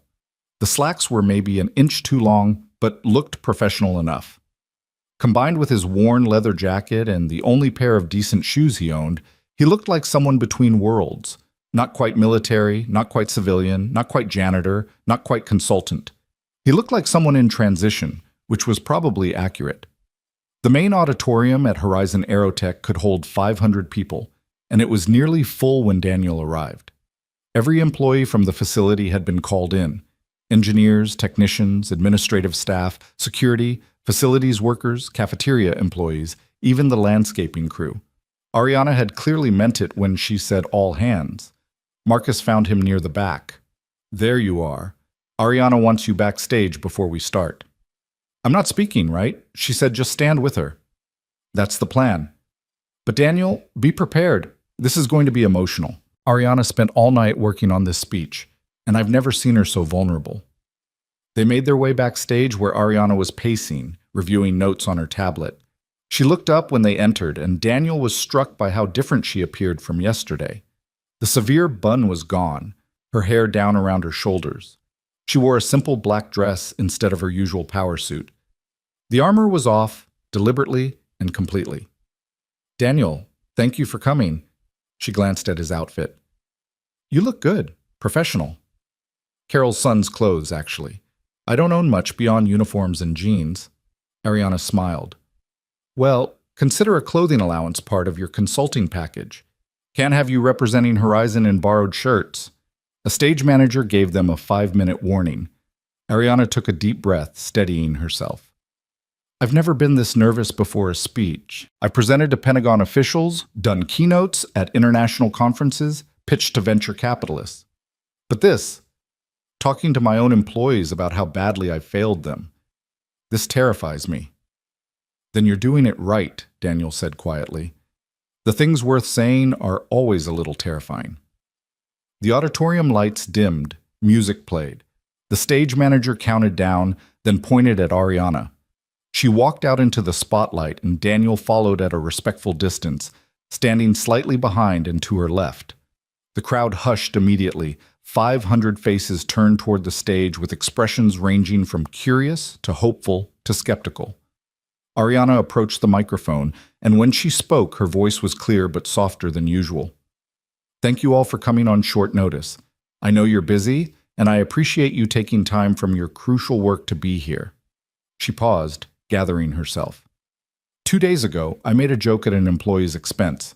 I humiliated someone publicly, using my position of power to get laughs at the cost of someone's dignity. Many of you were there.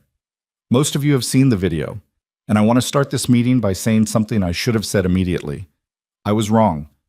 What I did was cruel, unprofessional, and beneath the standards my father set when he founded this company. The auditorium was absolutely silent. Daniel could feel the collective tension, everyone holding their breath. But the truth is, that moment wasn't an aberration. It was a symptom of something deeper, a culture I've created where fear drives performance, where honesty is punished, where people are valued based on their title rather than their humanity. Ariana's voice cracked slightly. Yesterday, the man I humiliated showed me what real leadership looks like.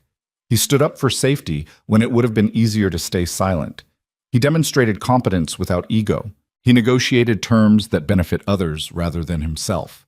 And in doing so, he held up a mirror that showed me exactly how far I've strayed from my father's vision. She gestured to Daniel. Many of you know by now that Daniel Reed isn't just a janitor. He's a decorated combat pilot, a military instructor, and someone with skills that most of us can only dream of possessing. But here's what matters more. When he had those credentials, when he had the power and prestige, he used them to serve others. And when he lost them, when life forced him into a role society considers lesser, he brought the same dignity and excellence to cleaning floors that he once brought to flying helicopters. That's character. That's integrity. And it's something I've been lacking. Ariana pulled out a folder and opened it. Effective immediately, Horizon Aerotech is implementing the following changes. First, we're conducting a comprehensive review of all wages and benefits for support staff. No one who works full-time for this company should struggle to pay rent or afford health care. Second, we're establishing an anonymous feedback system where employees at any level can report concerns about safety, ethics, or management practices without fear of retaliation. Third, we're delaying the DoD demonstration by 60 days to ensure the Valkyrie X7 meets not just our performance goals but our safety standards. Murmurs rippled through the crowd. Daniel saw engineers exchanging surprised looks, saw James Hendricks in the third row, sitting up straighter. I've also asked Daniel to join Horizon as a part-time consultant focusing on test program design and safety protocols.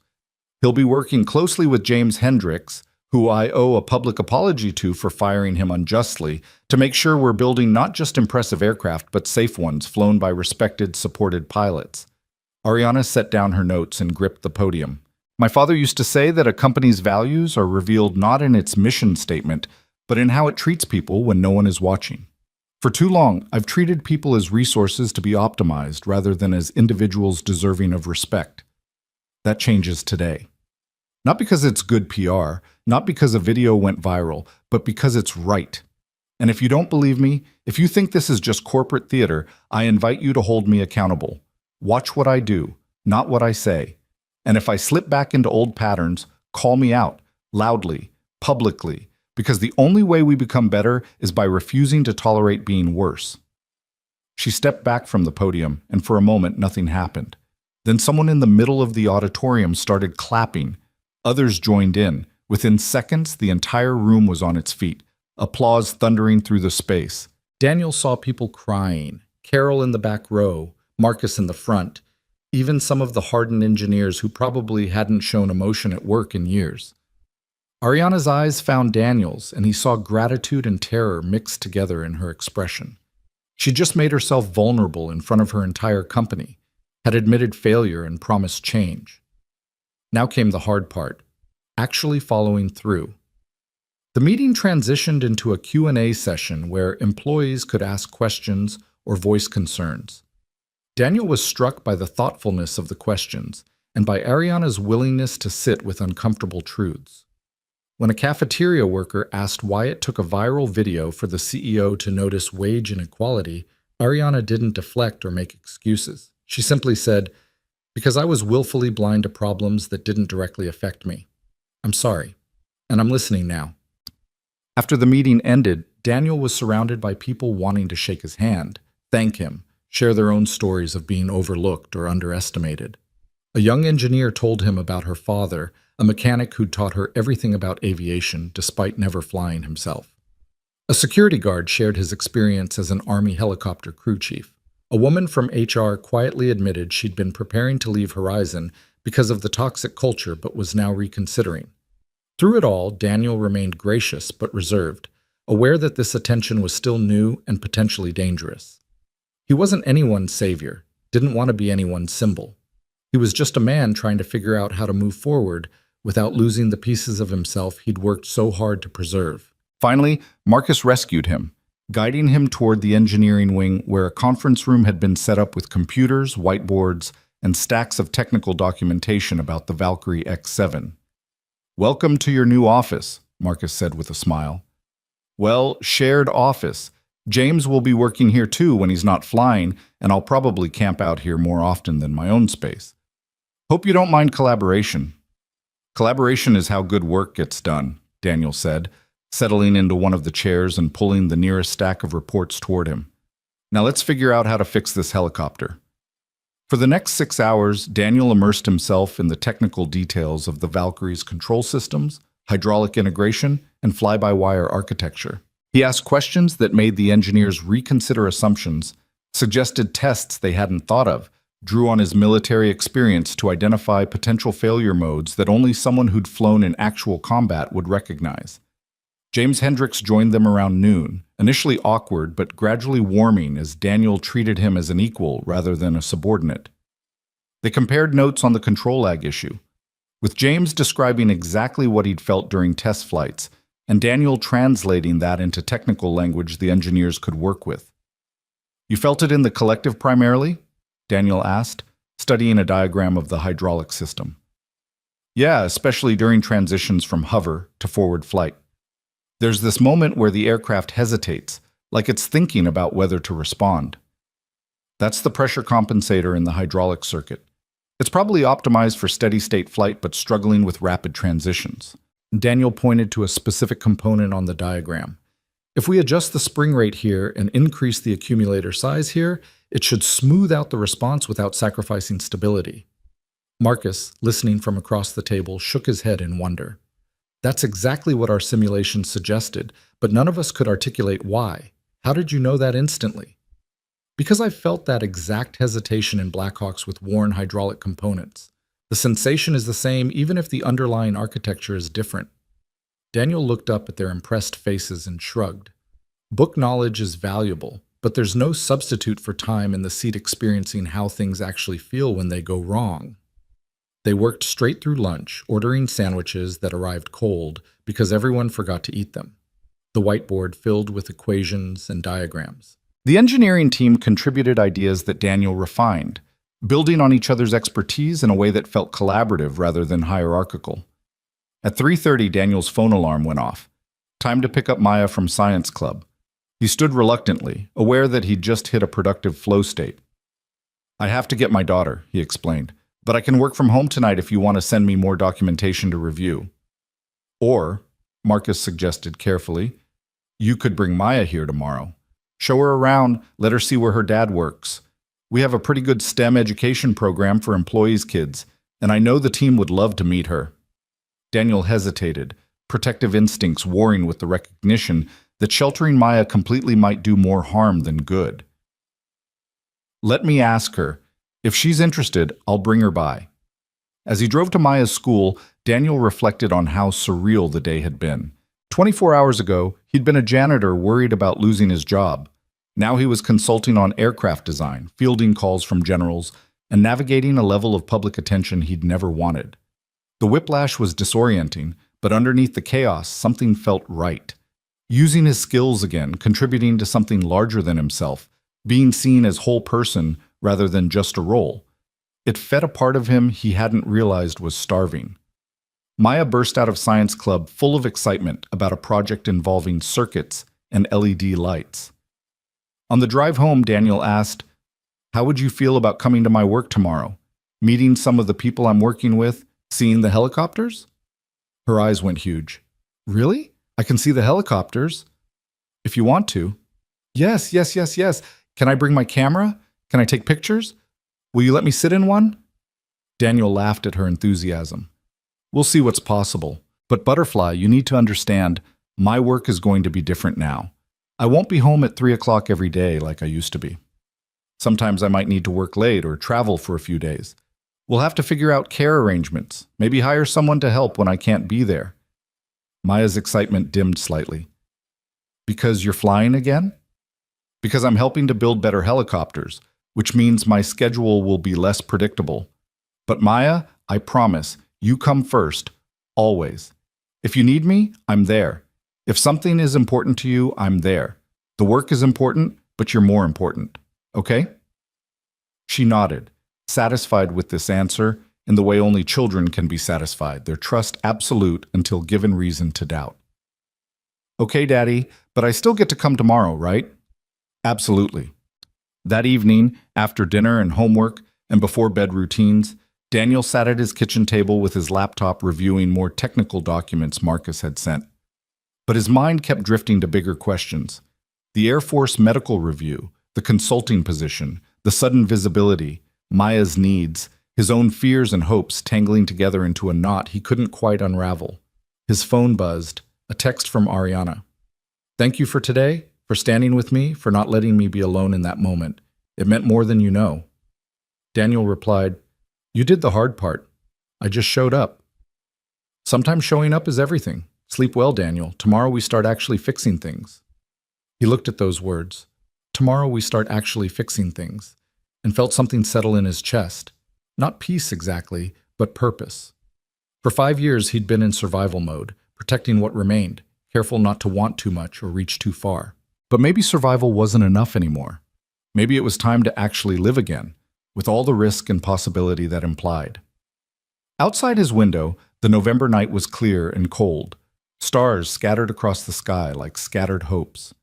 Daniel thought of Sarah, of the promise he'd made to her, of Maya sleeping peacefully down the hall, of the Valkyrie X7 waiting in its hangar, of the sky that had always been his first love and greatest loss. Okay, he whispered to all of it. The past, the future, the uncertainty between them. Let's see where this goes. And for the first time in 5 years, he felt ready for whatever answer came back. The morning Maya came to Horizon Aerotech marked the beginning of something Daniel couldn't have predicted. She'd dressed herself in her favorite purple shirt and the jeans with stars on the pockets, carrying her small digital camera like a treasure. During the drive, she peppered him with questions about helicopters until Daniel's throat was dry from answering, but he loved every second of it. This bright curiosity, this fearless interest in his world. The media presence had thinned at the facility's entrance, though a few die-hard reporters still lingered hoping for another viral moment. Security waved Daniel through without incident, but Maya pressed her face against the window, watching everything with wide eyes. Is this where you work now, Daddy? Part of the time, yeah. The rest I'll work from home so I can still be around when you need me. But this is where the helicopters are? This is where the helicopters are. Marcus met them in the lobby, and Daniel watched his daughter transform from shy to confident when the old engineer knelt down to her level and said, You must be Maya. Your dad's told us you're pretty much a genius. Is that true? Maya giggled. I'm good at science, and I can do fractions now, which is really hard. Fractions are the worst, Marcus agreed solemnly. I have 3 engineering degrees, and I still don't like them. Come on, let's go see some cool stuff before your dad has to be boring and look at technical documents. They walked through corridors that hummed with morning energy, and Daniel noticed how people's reactions had shifted. Yesterday, they'd looked at him with shock and curiosity. Today, there was respect, warmth, even a few people who stopped to thank him quietly for what he'd said about dignity and visibility. It was simultaneously gratifying and uncomfortable, this new social territory he hadn't quite learned to navigate. The main hangar was bustling with activity when they arrived.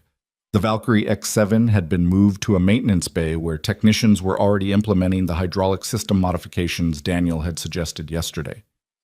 James Hendricks stood nearby consulting with the engineering team, but when he saw Maya, his expression softened completely. Well, hello there, James said, walking over. You must be the famous Maya I've heard about. Maya looked up at her father for permission, and when Daniel nodded, she said politely, I'm not famous. My dad is famous now because he flew your helicopter. That's true. And he flew it better than I ever did, which is pretty humbling for a guy who thought he was hot stuff. James winked at her. Want to see inside the cockpit? Her entire face lit up. Really? I can? If your dad says it's okay, absolutely. Daniel found himself relaxing in ways he hadn't expected. These people weren't just tolerating Maya's presence. They were genuinely welcoming her, treating her with the same respect they'd give anyone. It reminded him of the best parts of military culture, where family was understood to be part of the mission, because you couldn't ask people to be their best selves if they were worried about neglecting the people they loved. James lifted Maya up so she could see into the Valkyrie's cockpit, explaining what each instrument did in terms simple enough for a 7-year-old but respectful enough that she didn't feel patronized. She asked questions that made the surrounding engineers smile. Why do helicopters have 2 sticks when planes only have 1? What happens if the engine stops working? Can girls be pilots too? Girls can be anything, James assured her. In fact, some of the best pilots I know are women. And your dad? He taught a lot of them. He's kind of a legend in the military aviation community. Maya looked back at Daniel with an expression he couldn't quite read. Pride mixed with something else. Maybe the ongoing recalibration of understanding who her father was beyond just the man who made her breakfast and helped with homework.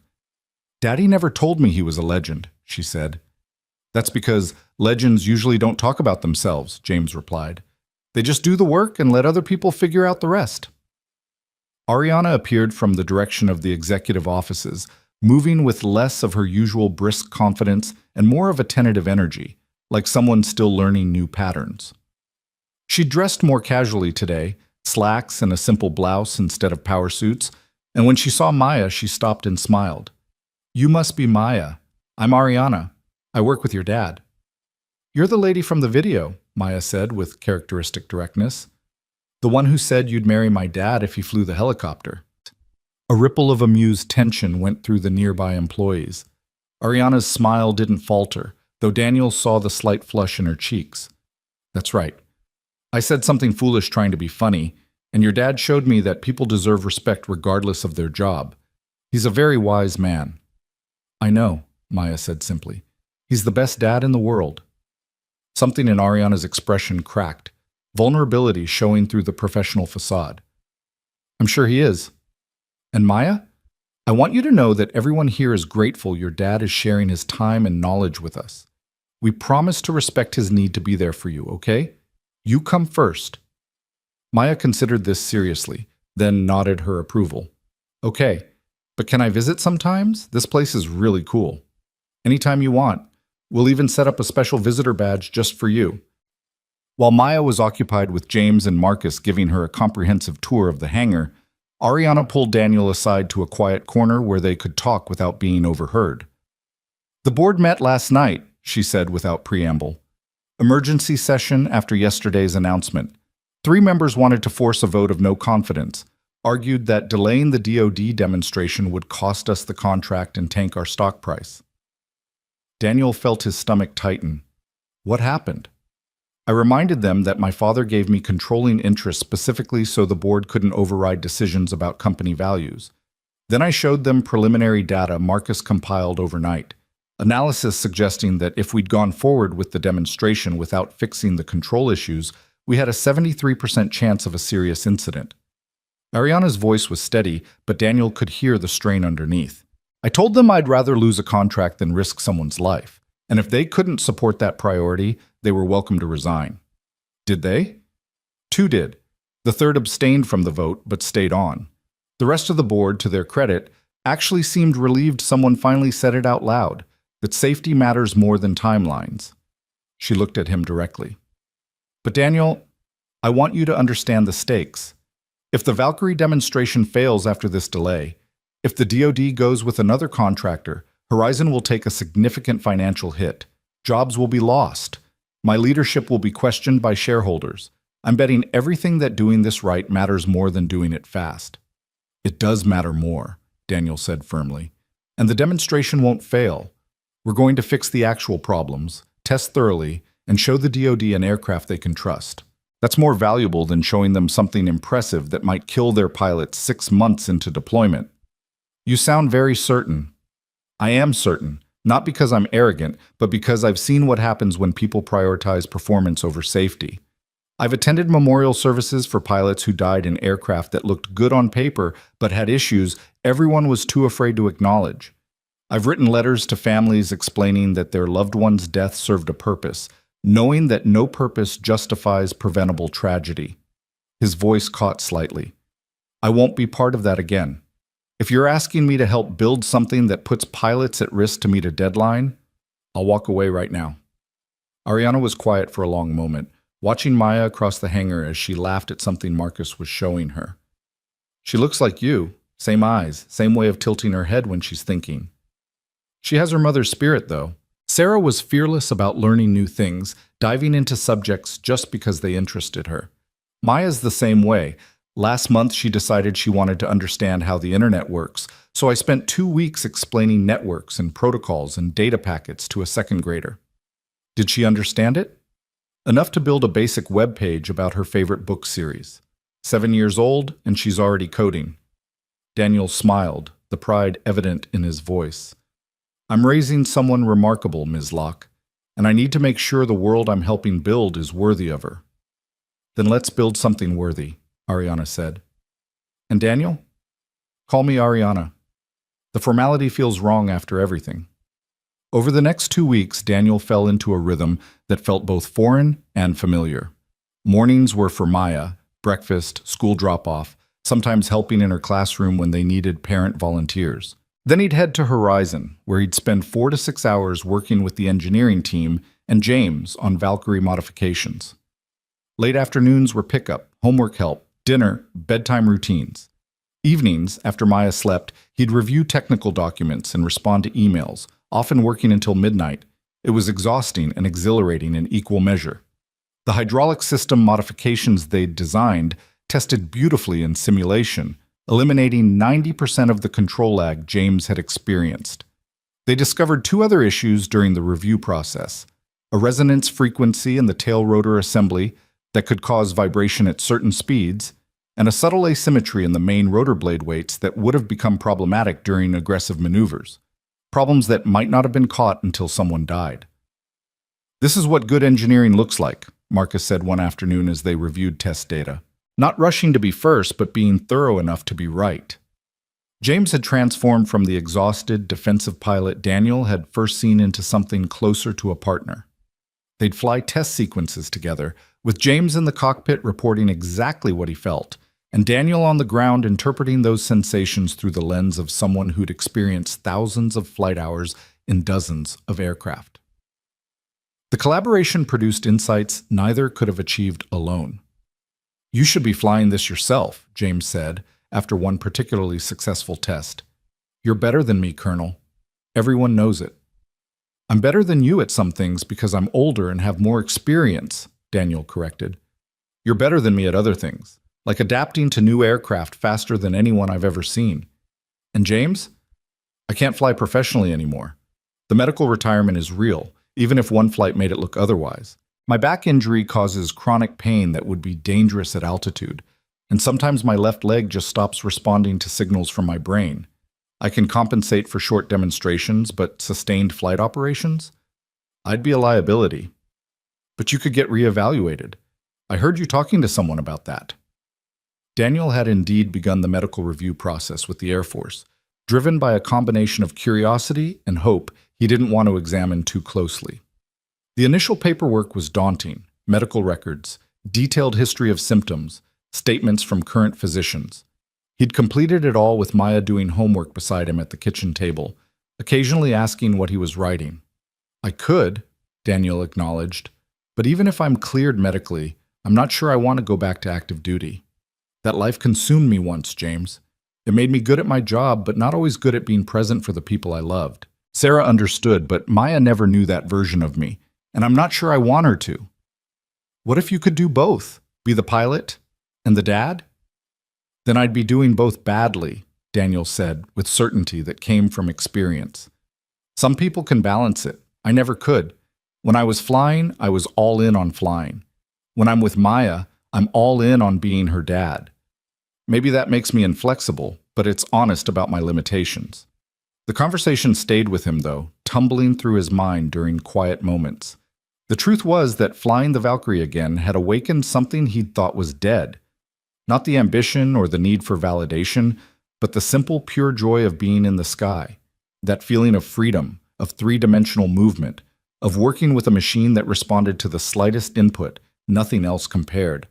And knowing it was still there, still possible, made choosing to stay grounded both harder and more meaningful.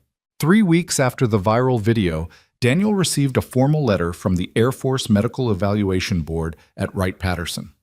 They'd reviewed his file and wanted him to come to Ohio for a comprehensive evaluation. 3 days of testing, including physical exams, neurological assessments, flight simulator trials, and psychological evaluations. It would mean leaving Maya, arranging care, stepping back into the military world he'd left behind. He was sitting at his kitchen table staring at the letter when Maya came in for breakfast, still wearing her Constellation pajamas. "What's that?" she asked, pouring cereal with the careful concentration of someone who'd only recently been trusted with the milk jug. "A letter from the Air Force. They want me to come take some tests to see if I could fly again officially." Maya stopped mid-pour. "Would you go back to the Army?" "Air Force, butterfly." "And I don't know. That's what the tests would help figure out." "Would you have to leave me?" The fear in her voice was a knife to his heart. "No, baby, never. Even if I could fly again, even if they offered me a job, I would only take it if it meant staying near you. I promise." She finished pouring her cereal and sat down across from him. "Mrs. Henderson says sometimes grown-ups have to do hard things for work. She says that's okay as long as they come back." Mrs. Henderson is right. "But Maya, I want you to understand something." Daniel set down the letter and gave her his full attention. "Nothing, and I mean nothing, is more important to me than being your dad. Not flying, not jobs, not anything. If going to Ohio for these tests would upset you or make you feel abandoned, I won't go. Your feelings matter more than anything else." Maya thought about this while eating several spoonfuls of cereal. Finally, she said, "I think you should go, because you miss flying, and maybe they can help you fly again without your back hurting. And Daddy, I'm not a baby. I can stay with someone for a few days." The maturity in her words reminded Daniel painfully of Sarah, who'd always been able to see past immediate discomfort to larger truths. "When did you get so wise?" "I've always been wise. You just notice it more now." She grinned at him, milk on her upper lip. "But you have to promise to call me every night and tell me about the tests." "I promise." That afternoon, Daniel called Wright-Patterson and scheduled the evaluation for 3 weeks out. Then he called Carol, who immediately volunteered to take Maya for the duration, waving away his concerns about imposing. "Daniel, I raised 3 boys while working full-time. One well-behaved 7-year-old girl is basically a vacation. Besides, my youngest is only 2 years older than Maya. They can have a sleepover and I'll make sure she gets to school on time and eats vegetables. It's handled. I'll pay you." "You absolutely will not. This is what community does." "You do the same for me." The assumption that he was part of a community, that people would show up for him the way he'd show up for them, was still novel enough to make Daniel's throat tight. For so long, it had been just him and Maya against the world, a closed system of 2 people taking care of each other. Letting others in felt vulnerable and necessary all at once. At Horizon, the Valkyrie modifications were complete and ready for comprehensive flight testing. James had already run low-speed trials and reported that the control lag was essentially eliminated. The helicopter responded crisply now, the hesitation gone. But the real test would be pushing it to full operational specifications, the kind of aggressive maneuvers that the DoD demonstration would require. "I want you in the observer seat," James said as they prepped for the high-speed test. "If something goes wrong, you'll know what it is before I do." The observer seat is for engineers, not grounded pilots. "You're both. Come on, Colonel. I trust you more than anyone else here to keep me alive if this goes sideways." Daniel looked at the Valkyrie, gleaming in the afternoon sun, and felt the pull so strongly it was almost physical. He thought about his back, about the nerve damage that could flare without warning. He thought about Maya, who needed him whole.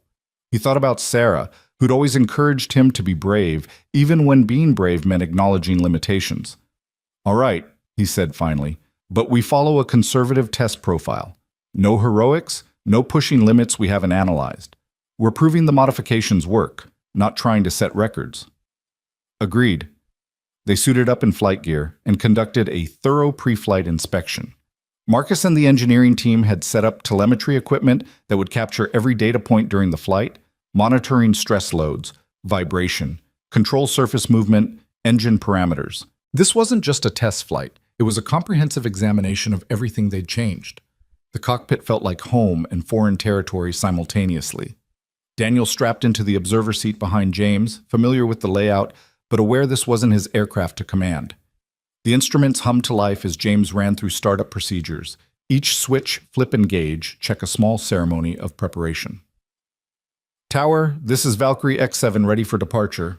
James's voice came through the intercom, professional and calm. Valkyrie X7, you're cleared for the test envelope. Good hunting. The helicopter lifted smoothly, James's touch confident as they transitioned from hover to forward flight. Daniel watched the instruments carefully, noting that the collective response was immediate now, none of the hesitation that had plagued earlier flights. They climbed to 5,000 feet and began the test sequence. Forward flight at increasing speeds, turns at various bank angles, climbs and descents at different rates. How's it feel? Daniel asked through the intercom. Like a completely different machine. Responsive, predictable, no weird lag or vibration. It's honestly beautiful. They pushed into higher speed regimes, the Valkyrie accelerating smoothly past 80 knots, 90, 100. The airframe remained stable, the controls crisp. Daniel monitored his own body carefully, feeling for the warning signs that his back was about to betray him, the tingling in his leg, the sharp spike of pain in his lower spine. So far, nothing beyond the normal discomfort of sustained sitting. Initiating aggressive turn, James announced, banking the helicopter hard left. The G-forces pushed Daniel into his seat as they carved through the sky, but the Valkyrie tracked perfectly, no wobble or oscillation. Holy hell, this thing handles like a dream now. They ran through the full test matrix, auto-rotation practice, maximum power climbs, simulated engine failures, every scenario the DoD would want to see. The helicopter performed flawlessly, each modification proving its worth.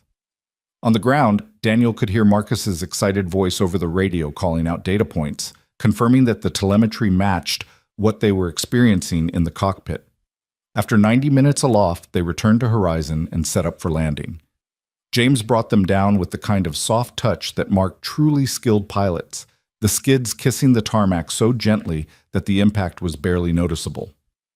Ladies and gentlemen, James said as he wound down the engine, we have ourselves a working helicopter.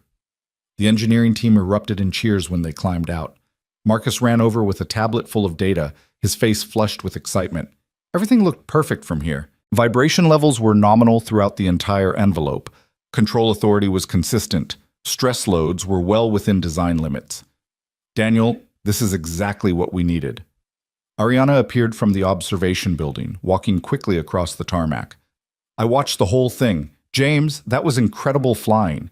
Daniel, your modifications worked perfectly. We're ready for the DoD demonstration. Not quite, Daniel cautioned, always the instructor. We need at least 5 more test flights across different conditions, temperature extremes, higher altitude, simulated combat maneuvers. One good flight proves we fixed the obvious problems.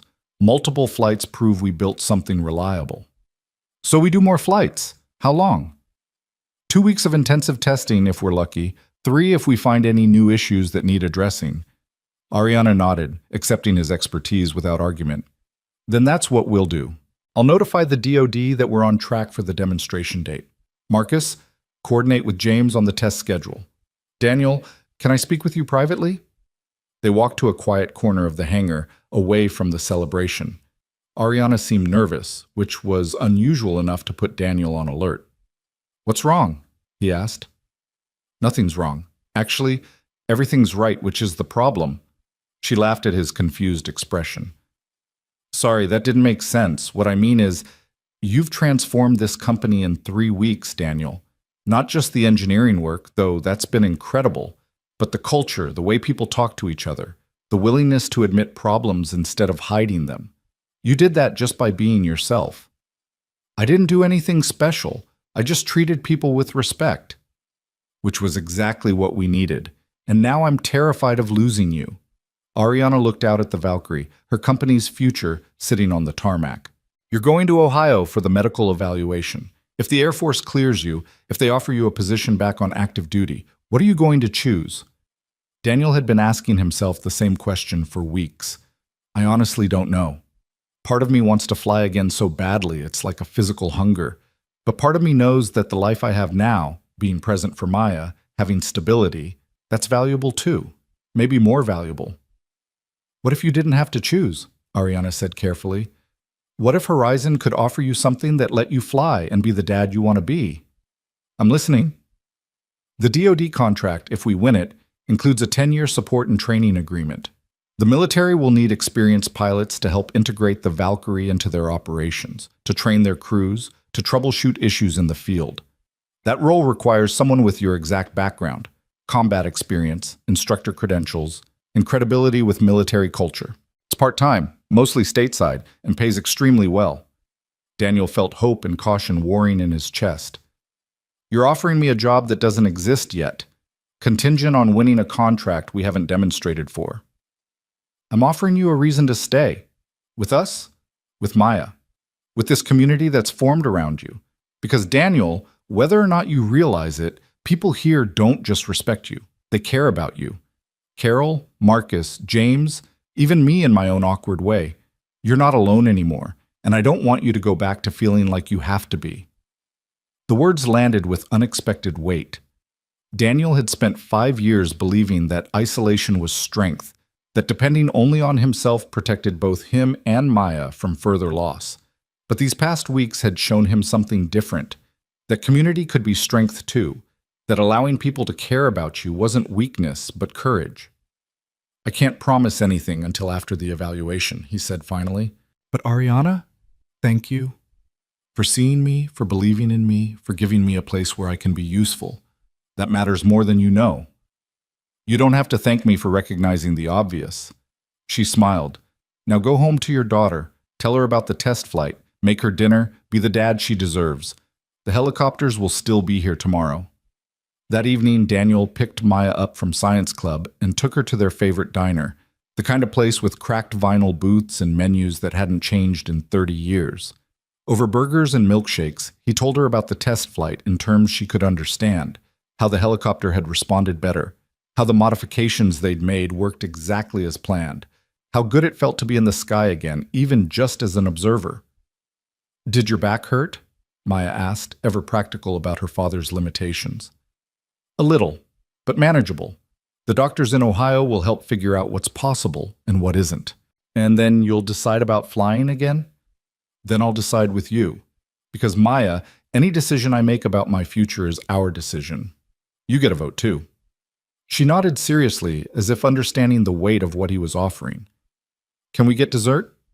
Daniel laughed, grateful for the reminder that she was still 7 years old despite her occasional wisdom. Absolutely. What do you want? Chocolate cake. The really big piece. They shared the cake, Maya getting more frosting on her face than in her mouth, and Daniel felt a peace settle over him that had nothing to do with helicopters or careers or viral videos. This, sitting in a worn booth with his daughter, listening to her chatter about her science project, wiping chocolate from her chin, this was the center of his life. Everything else orbited around it. The next 2 weeks passed in a blur of test flights and data analysis. James pushed the Valkyrie through every scenario they could imagine, and the helicopter performed beautifully. A few minor issues emerged, a trim adjustment needed for high-speed flight, some vibration in a specific RPM range that required balancing the rotors more precisely, but nothing that suggested fundamental flaws. They were building something remarkable, and everyone could feel it. The night before Daniel was scheduled to leave for Ohio, Ariana hosted a dinner at her home for the core team. Her house was stunning, modern architecture perched in the foothills with views of the mountains and the city spreading out below like scattered jewels. But she'd made it warm somehow, personal touches that spoke to the woman underneath the CEO persona. Photos of her father throughout the house. His presence still felt years after his death. Marcus, James, Daniel, and several senior engineers gathered around a table laden with food Ariana had admitted she'd ordered in because cooking wasn't her strength. The conversation flowed easily, technical talk mixing with personal stories, laughter erupting at shared jokes. Daniel watched these people who'd become something like friends and marveled at how quickly life could change. "A toast," Ariana said, standing with her wine glass raised. 3 weeks ago, I made a terrible joke at the expense of someone I'd underestimated. Today, that man has helped us build an aircraft I'm genuinely proud of. And more importantly, He's helped us become a company worthy of my father's vision. To Daniel, for showing us that expertise and humility aren't contradictions and that real leadership is measured in how you lift others up, not how you tear them down. To Daniel, everyone echoed, glasses clinking. Speech, someone called out. Daniel stood reluctantly, uncomfortable with attention, but recognizing the moment required words. I'm not good at speeches. The military taught me to brief missions, not inspire people. But I'll say this. 3 weeks ago, I was invisible. Not because of any conspiracy or cruelty, but because I'd chosen to be. After losing Sarah after leaving the Air Force, I decided the safest thing was to disappear into a simple life where expectations were low and disappointment was impossible. You all changed that. Not by forcing me into visibility, but by showing me that being seen can be a gift instead of a burden. So thank you. For the work, for the friendship, and for reminding me that hiding from life isn't the same as living it. The table erupted in applause. Marcus was crying again, unashamed of his emotions. James raised his glass in a private salute that carried the weight of pilot-to-pilot respect. And Ariana smiled with something that looked like hope. Later, as people were leaving, Ariana caught Daniel alone on the deck overlooking the city. Whatever happens in Ohio, whatever you decide about your future, I want you to know that you have a home here. Not just a job, but a place where people care about you and Maya. Don't forget that. I won't, Daniel promised. And Ariana, you've changed too. The person hosting this dinner, bringing people together, celebrating the team, that's not the same CEO who mocked a janitor 3 weeks ago. No, she agreed softly. She's not. And I'm grateful every day that you gave me the chance to become someone better. The next morning, Daniel kissed Maya goodbye at Carol's house, holding her tight and promising to call every night. She was brave about it, only crying a little, and Carol shooed him away with assurances that everything would be fine. The flight to Ohio was unremarkable, time spent reviewing medical documents and trying not to think too hard about what the evaluations might reveal. Wright-Patterson Air Force Base was enormous, a small city dedicated to military aviation research and development. When Daniel checked in at the medical center, he was greeted by a young airman who looked at his file and said with obvious respect, "Lieutenant Colonel Reed, it's an honor, sir. My instructor at Fort Rucker trained under you. He says you're a legend." "I'm just a guy who flew helicopters," Daniel said, but the words felt automatic now, a deflection he wasn't sure he believed anymore. The evaluations were grueling, physical examinations that tested his range of motion, his pain levels, his neurological responses. Hours in MRI machines mapping the exact nature of his spinal injury. Cognitive tests measuring reaction time and decision-making under stress. Flight simulator trials where they could monitor his physiological responses to the demands of piloting while simultaneously assessing his skills. On the second day, during a particularly challenging simulator scenario involving multiple system failures in a combat environment, Daniel's left leg went completely numb. He compensated automatically, using his right foot on both pedals and adjusting his technique, but the supervising physician noticed immediately. "Colonel, are you experiencing symptoms?" Left leg loss of sensation. It happens sometimes. They stopped the simulation and ran more tests. The senior neurologist, a colonel named Patterson with gray hair and kind eyes, explained what they were seeing. The shrapnel damaged nerve pathways in your lower spine. Some healing has occurred, more than we typically see, but the damage is permanent. Under normal circumstances, your compensation strategies are excellent. But sustained flight operations, especially combat scenarios where unpredictable demands occur, pose significant risk. If that leg fails at the wrong moment during a critical maneuver, the results could be catastrophic. "So I can't fly," Daniel said, feeling the door close even though part of him had always known it would. "Not in a military capacity requiring full operational readiness, no." However, Patterson pulled up imaging on his computer screen. The healing that has occurred is remarkable. With continued physical therapy and possibly some surgical interventions to remove scar tissue, you could potentially be cleared for civilian aviation. Less demanding scenarios, predictable conditions, aircraft with modern safety systems that can compensate for momentary incapacitation. But not combat, not instruction, not the things I was actually good at. "No," Patterson said gently. "I'm sorry, Colonel. I know that's not the answer you wanted." The third day's evaluations felt like going through motions after that conversation. The psychological assessment revealed what Daniel already knew. He carried trauma from his combat experiences and grief from losing Sarah, but both were well managed. He wasn't a danger to himself or others. He was just a man learning to live with loss, which the therapist pointed out was the human condition. On the final evening in Ohio, Daniel sat in his hotel room and called Maya as promised. "How are the tests going, Daddy?" Her voice came through bright and clear, the sound of home. "They're done. I fly back tomorrow." "Did you pass?" "It's not really about passing or failing, Butterfly. It's about understanding what my body can do and what it can't.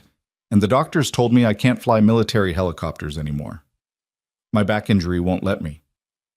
"So you're not going back to the Air Force?" "No, baby. I'm staying home with you." There was a pause, and then Maya said something that broke his heart and healed it simultaneously. "I'm sad for you because I know you love flying. But Daddy, I'm happy for me because I love having you home." "I love being home," Daniel said, and realized he meant it completely. "I love being your dad more than I ever loved flying. That's the truth." "Will you still work with the helicopters at Horizon?" "Yeah, I'll still work with them, just on the ground instead of in the air." "That's good, because you make them better, even from the ground." After they hung up, Daniel sat staring out the hotel window at the Ohio darkness. He'd come here hoping for something, permission to return to his old life, validation that he could still be the pilot he'd once been. Instead, he'd received clarity. The door to that past was closed, not just by injury, but by the recognition that reopening it would mean leaving behind something more important. He texted Ariana, "Medical evaluation complete, not cleared for military aviation. We'll discuss everything when I get back." Her response came immediately. "I'm sorry that door closed, but Daniel, other doors are open. Come home. We'll figure out what's next together." Home. When had Boulder become home again instead of just the place he existed? When had these people, Ariana, Marcus, James, Carol, become his people instead of just colleagues? When had allowing himself to be seen transformed from terrifying vulnerability to unexpected strength? The flight back to Colorado the next day felt like returning instead of just traveling. When he picked Maya up from Carol's house, she ran into his arms with such force she nearly knocked him over. "I missed you so much, Daddy." "I missed you too, Butterfly. More than the sky, more than anything." That night, after they'd eaten dinner, and she'd told him everything about her 3 days with Carol's family, Daniel tucked Maya into bed and sang the lullaby Sarah had always sung. Before he could leave, Maya caught his hand. "Daddy, are you sad about not flying?" He thought about lying, about protecting her from adult disappointments, but Maya deserved truth even when truth was complicated. "I'm sad about what I lost," he said slowly. "The Air Force was a big part of my life, and flying was something I was really good at. But Maya, I'm learning that losing one thing doesn't mean losing everything. I still get to work with helicopters. I still get to use what I know to help people. And most importantly, I get to be here with you every day. That's not a consolation prize, baby. That's the actual prize." "Good," she said, satisfied, "because you're my prize too." The next morning, Daniel returned to Horizon feeling both lighter and more grounded than he had in weeks. The team welcomed him back with genuine warmth, and when he told them about the medical evaluation results, their sympathy was real, but not pitying. "So what you're saying," James said slowly, "is that we still get to work together. You're just officially banned from showing me up in my own cockpit?" "That's one way to interpret it," Daniel agreed with a smile. "I can live with that." The DoD demonstration was scheduled for 10 days out, and those days passed in a frenzy of final preparations. They ran 2 more complete test sequences, confirming that the Valkyrie was ready. Daniel helped James prepare for the demonstration flight, briefing scenarios and contingencies, drawing on his experience with military evaluations to anticipate what the procurement officers would want to see. The night before the demonstration, Daniel couldn't sleep. He lay in bed thinking about everything that had changed since that morning Ariana had pointed at him and laughed. The viral humiliation that had exposed him, the flight that had revealed him, the weeks that had transformed him from invisible to essential. All of it had been terrifying and necessary, breaking him open in ways that made space for something new to grow. His phone buzzed. A text from Ariana. Can't sleep either. Nervous about tomorrow. Want to talk? He called her, and they spoke for an hour about nothing and everything. The demonstration, their fears, their hopes, the strange journey they'd both been on. At one point, Ariana said, I know I joked about marrying you if you flew the helicopter. Obviously, that was inappropriate, and I apologize again for it. But Daniel, if I were going to marry anyone, it would be someone like you. Someone who knows the difference between power and strength, between authority and leadership. You've made me want to be better. And that's a rare gift. You've made me want to be whole again, Daniel replied. Not the person I was before everything fell apart, but someone who can hold all the broken pieces and still function. That's its own kind of gift. Friends? Ariana asked. Friends, Daniel confirmed. Good ones, I hope. The day of the DoD demonstration dawned clear and cold, the kind of November morning where the sky was so blue it hurt to look at. The procurement team arrived promptly. 3 colonels, 2 generals, and a contingent of technical experts who would scrutinize every aspect of the Valkyrie's performance. They gathered in Horizon's observation building while James completed his pre-flight inspection, professional and thorough. Daniel stood with Ariana, Marcus, and the engineering team, all of them tense with anticipation. They'd done everything possible to prepare. Now came the moment of truth. James climbed into the Valkyrie and began the startup sequence. The turbine whine built into a roar, the rotor blades began to turn, and the helicopter lifted smoothly into the perfect Colorado sky. For the next 90 minutes, James put on a masterclass of precision flying, aggressive turns, maximum power climbs, simulated emergency procedures, landing on a moving target, everything the military had requested and more. The Valkyrie performed flawlessly. When James landed and shut down, the procurement team spent 30 minutes examining the aircraft and reviewing telemetry data. Then the senior general, a woman named Richardson, with sharp eyes and an even sharper reputation, approached Ariana. Ms. Locke, that was one of the most impressive flight demonstrations I've seen in 30 years of military aviation. Your helicopter exceeds our requirements in every measurable category. Subject to final contract negotiations, I'm prepared to recommend approval for full procurement. Ariana's professional facade cracked just slightly, relief and joy breaking through. Thank you, General. That means everything. I do have one question, though. General Richardson looked around the group until her eyes landed on Daniel. Lieutenant Colonel Reed, the pilot who went viral. I'm told you were instrumental in identifying and fixing critical safety issues during development. I helped, ma'am, but this was a team effort. Don't be modest, Colonel. I've read your file. Multiple distinguished flying crosses, a silver star, commendations from everyone you've ever worked with. You're exactly the kind of experienced operator the Air Force needs for our rotary wing programs. Have you considered returning to service? Daniel felt everyone's eyes on him, the question hanging in the air like a challenge. This was a different kind of test, not of skill, but of knowing what mattered. I have considered it, ma'am, but my answer is no. I have a 7-year-old daughter who needs her father present, and I've learned that being present is more important than being impressive. I'm honored to support the military in a consulting capacity through Horizon, but my active duty days are behind me. General Richardson studied him for a long moment, then nodded with what looked like understanding. The Air Force's loss is your daughter's gain, and Colonel, speaking as someone who missed too many of my own children's childhoods chasing promotions, you're making the right choice. After the procurement team left, after the contracts were signed and the celebration began, Daniel slipped away to the hangar's exterior where he could breathe. The mountains rose in the distance, snow-capped and eternal. Somewhere in those foothills was his daughter, learning about fractions and dreaming about the stars. Ariana found him there, 2 cups of coffee in her hands. We did it. $800 million contract, 10-year support agreement, and a production order that will secure jobs for everyone at Horizon for the foreseeable future. You did it, Daniel corrected. You had the courage to delay, to prioritize safety, to build something worthy instead of just something impressive. We did it together, Ariana insisted. And Daniel? That support and training role I mentioned? It's yours if you want it. Good pay, flexible hours, meaningful work. But no pressure. I just want you to know you have options. Daniel thought about it. about what it would mean to stay connected to aviation in a way that honored both his skills and his priorities. What does the schedule look like? How often would I need to travel?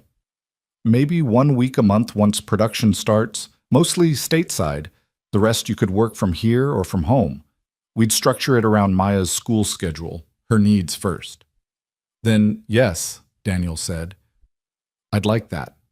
Not because I need to feel important, but because I want to keep contributing to something that matters. They stood together watching the sun begin its descent toward the mountains. Two people who'd been broken in different ways and found unexpected wholeness in the rebuilding. Thank you, Ariana said quietly, for everything.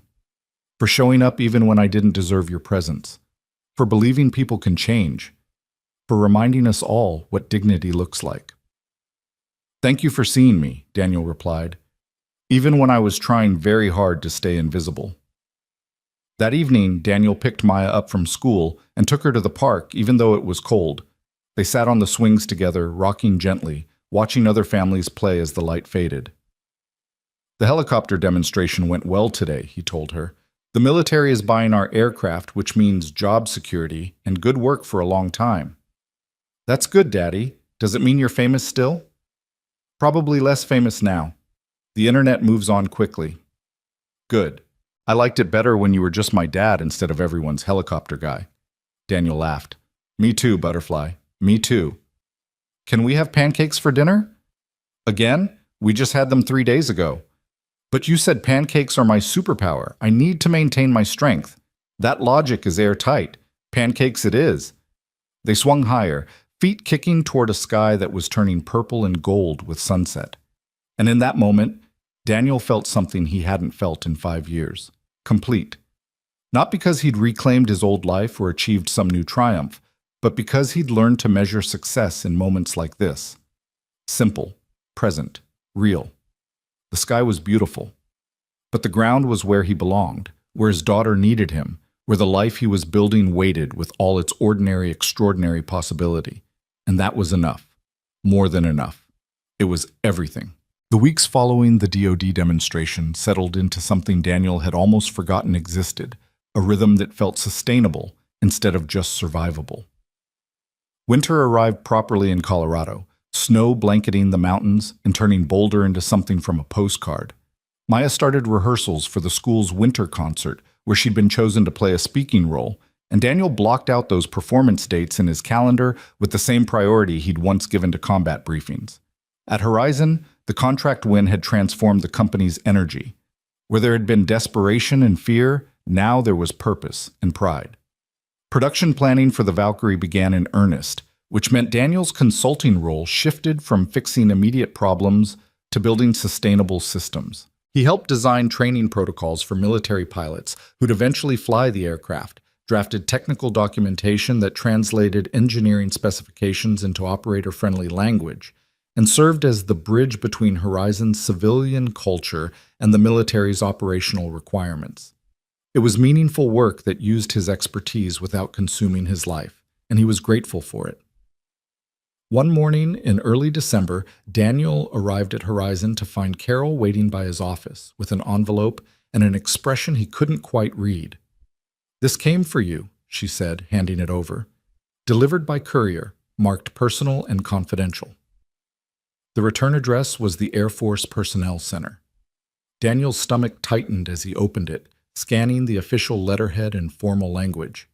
It was a final determination from the Medical Evaluation Board, more detailed than the verbal assessment he'd received in Ohio. The letter confirmed what he already knew: permanent medical retirement status, not cleared for military aviation operations requiring full physical readiness. But it also included something unexpected. A commendation from General Hawkins acknowledging his years of service, his contributions to military aviation, and a paragraph that made his throat tight. Lieutenant Colonel Reed's decision to prioritize family over career, to choose presence over prestige, exemplifies the values we claim to honor but don't always support. His service to this nation was distinguished. His choice to serve his daughter with equal dedication is no less honorable. The Air Force salutes both. Daniel read it 3 times, each pass revealing new layers. It wasn't just a medical determination. It was validation that the choice he'd made was respected, that walking away from flying didn't diminish what he'd accomplished when he could fly. Good news or bad news? Carol asked gently. Both, neither, just closure, I think. He folded the letter carefully and slipped it back into the envelope. The Air Force officially can't use me anymore, but they're saying that's okay, that I'm okay. Of course you're okay, better than okay, but I imagine it still hurts to have that door closed completely. Yeah, Daniel admitted. But you know what? Closed doors mean you stop wasting energy trying to push them open. You can finally turn around and see what other doors are available. Marcus appeared in the hallway, slightly out of breath. Daniel, good. You're here. We've got a situation that needs your expertise. They walked quickly to the engineering wing, where a cluster of people had gathered around a computer displaying telemetry data. James stood at the center, his expression troubled. What's wrong? Daniel asked. We've been running extended duration tests on the production prototypes, James explained. Everything's been perfect until this morning. Test Unit 3 developed a vibration at hour 47 of a 50-hour endurance trial. Slight, but measurable. Could be nothing. Could be the start of something serious.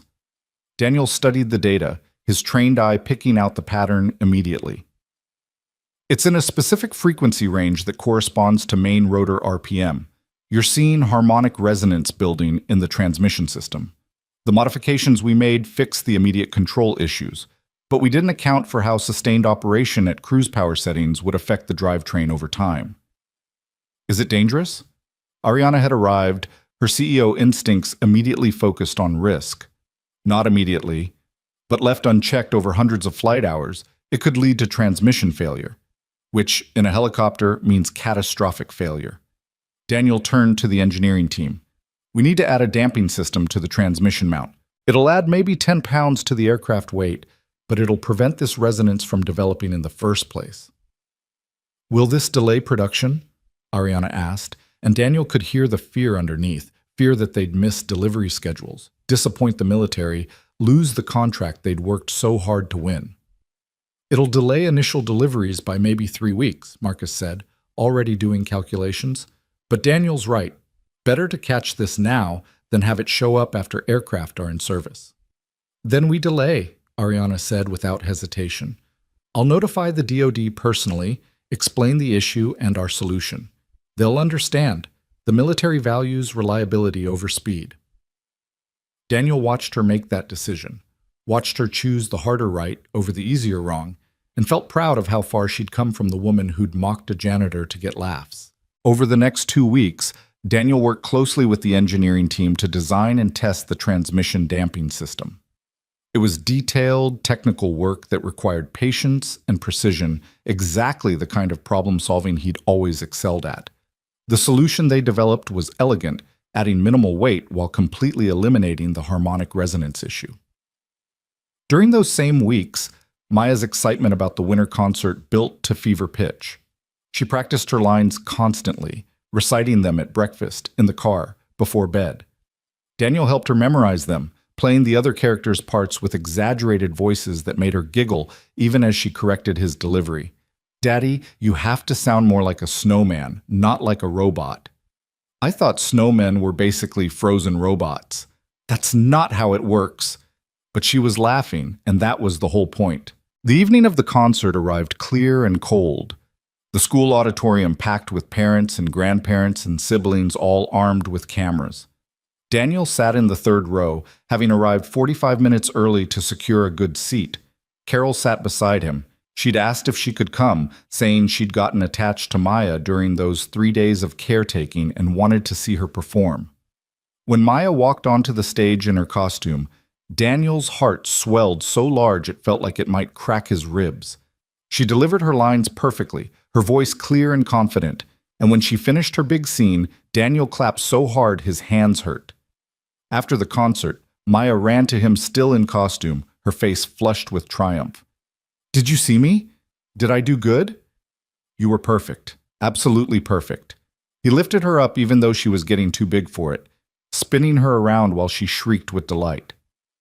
Mr. Reed? A woman approached tentatively. I'm Amy Chen, Maya's teacher. I just wanted to say, Maya talks about you constantly. how you help with her homework, read to her every night, never miss school events. In 10 years of teaching, I've rarely seen a parent so consistently present. Your daughter is lucky to have you." The compliment landed in a place Daniel hadn't known needed validation. "Thank you, I'm the lucky one, though. She makes it easy." As they walked to the truck, Maya chattering about the performance and clutching the flowers Daniel had bought her, he felt the pieces of his life fitting together in ways that finally made sense. The career that had ended, the loss he'd survived, the humiliation that had exposed him, the opportunities that had emerged, all of it had led to this moment, this feeling of being exactly where he was supposed to be. The week before Christmas, Horizon held a company holiday party at a venue downtown. Daniel almost didn't go. Social events with coworkers still felt slightly awkward, but Ariana had specifically asked him to attend, saying it was important.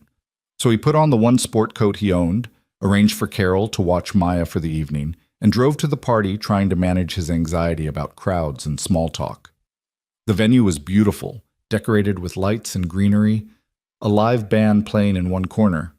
Daniel arrived to find the place already full, Horizon employees mingling with their families, laughter and conversation creating a warm buzz of community. He spotted Marcus near the bar and was heading in that direction when Ariana intercepted him. "Daniel, perfect timing. Come with me. There's something I want to show you." She led him to a quieter corner where a large framed photograph hung on the wall, the Valkyrie X7 in flight, backlit by a golden sunset, looking like something from a dream. Beneath it, a bronze plaque read, "In recognition of Lieutenant Colonel Daniel Reed, whose expertise, integrity, and leadership transformed not just our aircraft, but our company, with gratitude from everyone at Horizon Aerotech." Daniel stared at it, not sure what to feel. "Ariana, this is too much." "It's not enough," she corrected, "but it's a start." "Daniel, you changed us. Not just the engineering, though that was crucial, but you showed us what it means to lead with humility, to prioritize people over profits, to measure success in sustainability rather than speed. My father would have loved you, and I wanted everyone here to know that your contributions matter, that we see you, that we're grateful." Before Daniel could respond, Ariana raised her voice to address the room. "Everyone, if I could have your attention for a moment?" The crowd quieted, faces turning toward them. Most of you know Daniel Reed by now. Some of you knew him as the facilities worker who kept our spaces clean. Others met him after the viral video that exposed his remarkable background. But I want to tell you who Daniel is to me. She paused, gathering her thoughts. When I took over Horizon after my father's death, I thought leadership meant being the smartest person in the room, the most demanding, the one who pushed hardest. I confused authority with respect, and in doing so, I created a culture where people were afraid to tell me the truth. Daniel changed that with a single act of courage. He told me I was wrong when no one else would. And then, instead of gloating or demanding recognition, he simply offered to help make things better. The room was completely silent now, everyone listening. Over the past 2 months, Daniel has helped us fix critical safety issues, win a transformative military contract, and build systems that will serve this company for years to come. But more than that, he's reminded us that every person in this room, whether they're an engineer or a janitor, a CEO or a cafeteria worker, deserves to be treated with dignity and respect. That lesson is worth more than any contract. She turned to Daniel. "So thank you for your expertise, for your patience, for your willingness to believe that people can change. Horizon is better because you're here."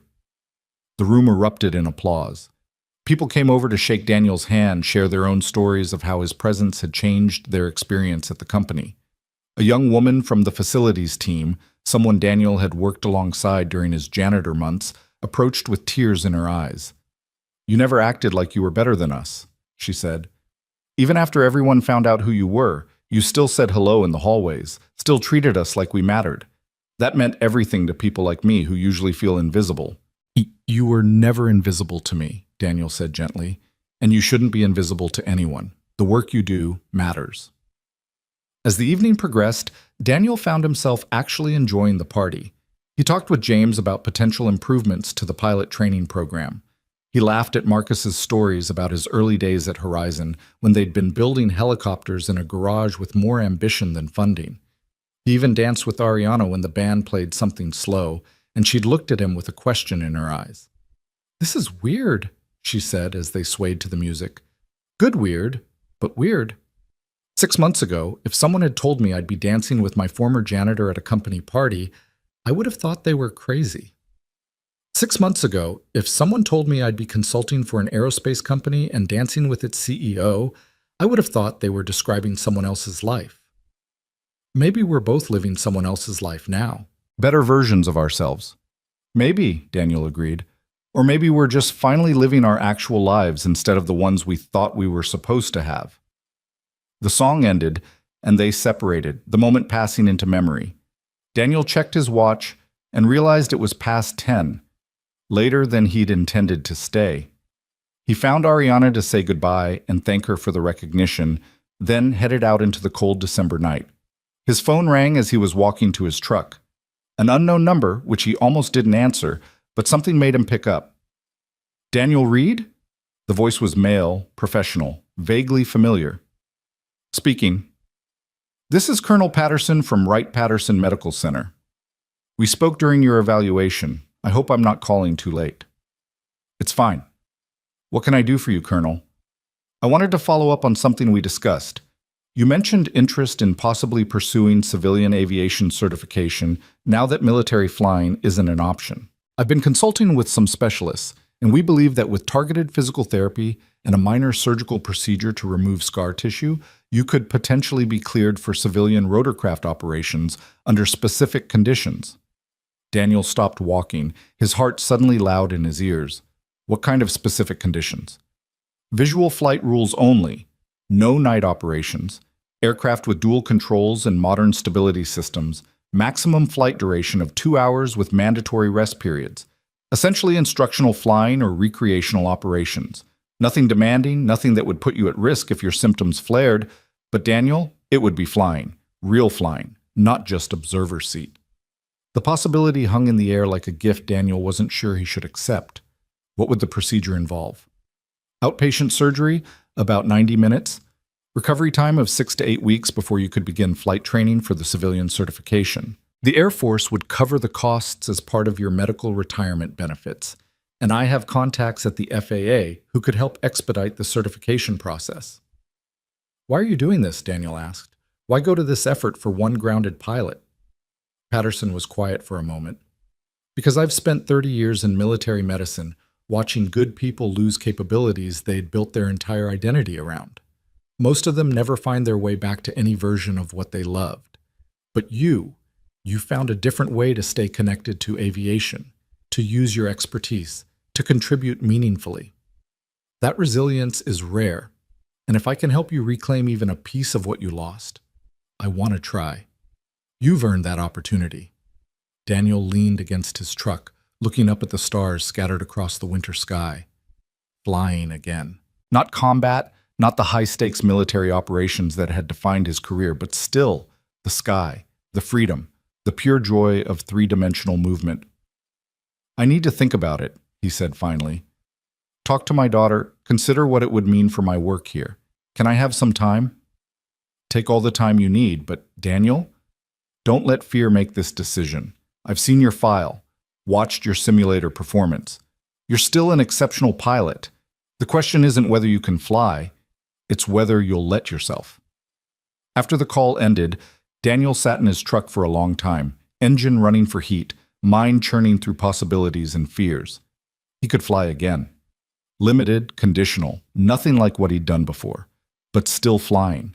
The question was whether that would be enough, or whether it would just reopen wounds he'd worked so hard to heal. He drove home and relieved Carol, who reported that Maya had gone to bed without incident after reading 2 chapters ahead in their current book because she couldn't wait to find out what happened next.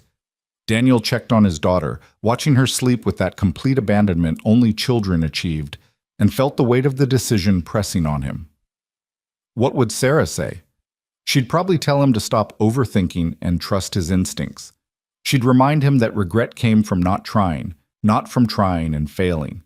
She'd push him toward the sky because she'd understood that part of him better than he sometimes understood it himself. The next morning was Saturday, which meant their usual routine: pancakes, cartoons, then whatever adventure they felt like pursuing. Today, Maya wanted to go to the science museum, so they bundled up against the cold and made the drive to Denver.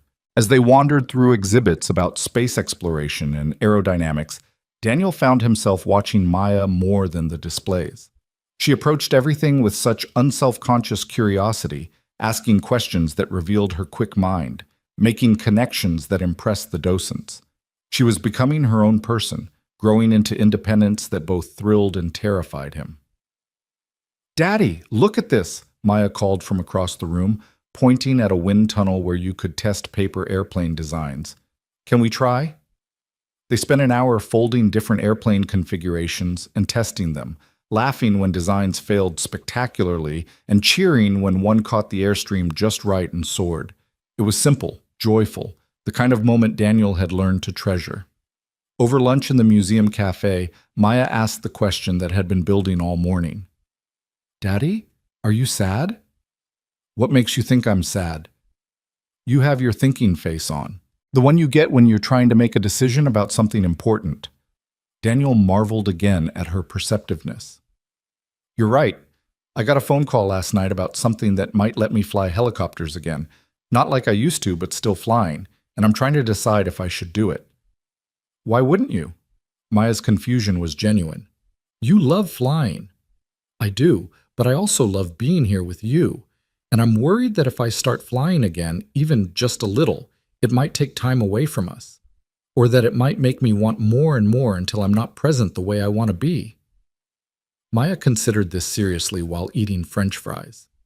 "Mrs. Henderson says that parents are allowed to do things they love even if it means their kids have to share them sometimes. She says that's how kids learn that grown-ups are whole people, not just parents." Mrs. Henderson is very wise. "So if flying makes you happy and you can do it without disappearing like you're worried about, then I think you should do it. Because, Daddy, I want you to be happy, not just happy because of me happy because of you too." The words came from a 7-year-old, but they carried wisdom that cut straight to the heart of Daniel's fear. He'd been so focused on being a good father that he'd forgotten Maya needed to see him be a whole person, someone with interests and passions beyond parenting, someone who could model pursuing dreams responsibly. "When did you get so smart?" he asked, his voice rough with emotion. "I've always been smart. You just notice it more now." She grinned at him, and he saw Sarah in that expression, the same mischief, the same light. That evening, after Maya was in bed, Daniel called Colonel Patterson back. "I want to do it," he said. "The surgery, the therapy, the certification process. I want to try." "Excellent. I'll start coordinating with the surgical team. We can probably get you scheduled within the next 3 weeks if that timeline works." "One condition, though," Daniel added. "I need the recovery period to be over by late February. My daughter's birthday is March 7th, and I will not miss it for anything." "Understood. We'll make it work." "Daniel, you're making the right choice. Sometimes the bravest thing we can do is let ourselves want something again." Christmas came and went in a blur of wrapping paper and laughter. Daniel had saved carefully throughout the year, and he splurged on gifts for Maya, a telescope she'd been wanting, books about space exploration, a model rocket kit they could build together. On Christmas morning, watching her face light up with joy, he felt wealthy in the ways that actually mattered. Ariana had given him a generous bonus as part of the company's holiday distribution, and Daniel used part of it to take Maya to a fancy restaurant she'd seen on TV and thought looked magical. They dressed up, Maya in a sparkly dress that made her feel like a princess, Daniel in his sport coat, and ate food with French names they had to ask the waiter to pronounce. It was ridiculous and wonderful, and Maya talked about it for days afterward. The surgery was scheduled for January 15th. The night before, Daniel sat Maya down and explained what would happen, that he'd be gone for a few days, that Carol would stay with her, that when he came back he'd need to take it easy for a while. She listened carefully, asked practical questions about the recovery process, then hugged him tight. "You're going to be great, Daddy. And when you can fly again, will you take me up?" "If you want to go, and if the doctors say it's safe, absolutely." "I want to go. I want to see what you see up there." The surgery went smoothly. Daniel woke up in recovery feeling like he'd been hit by a truck, but the surgeon reported that they'd successfully removed the scar tissue that had been compressing his spinal nerves. The real test would be whether it made a difference in his symptoms, but initial indicators were positive. Recovery was harder than he'd expected. The first week was mostly pain management and trying to move without aggravating the surgical site. Carol brought Maya to visit every day, and his daughter would sit beside his bed telling him about school and reading him stories and generally refusing to let him feel sorry for himself. "You're being very brave," she told him seriously. "Braver than when you flew helicopters, because this kind of brave is quieter." By week 3, Daniel was doing physical therapy twice a day and seeing measurable improvement. The numbness in his left leg was less frequent and less severe. His pain levels were manageable without medication. The therapist was optimistic that he'd regain even more function as the nerves finished healing. At week 6, Colonel Patterson called with news. "Your latest scans show remarkable improvement. The nerve conduction tests are better than I'd hoped. Daniel, I think you're ready to start the flight certification process." "Really? That fast?"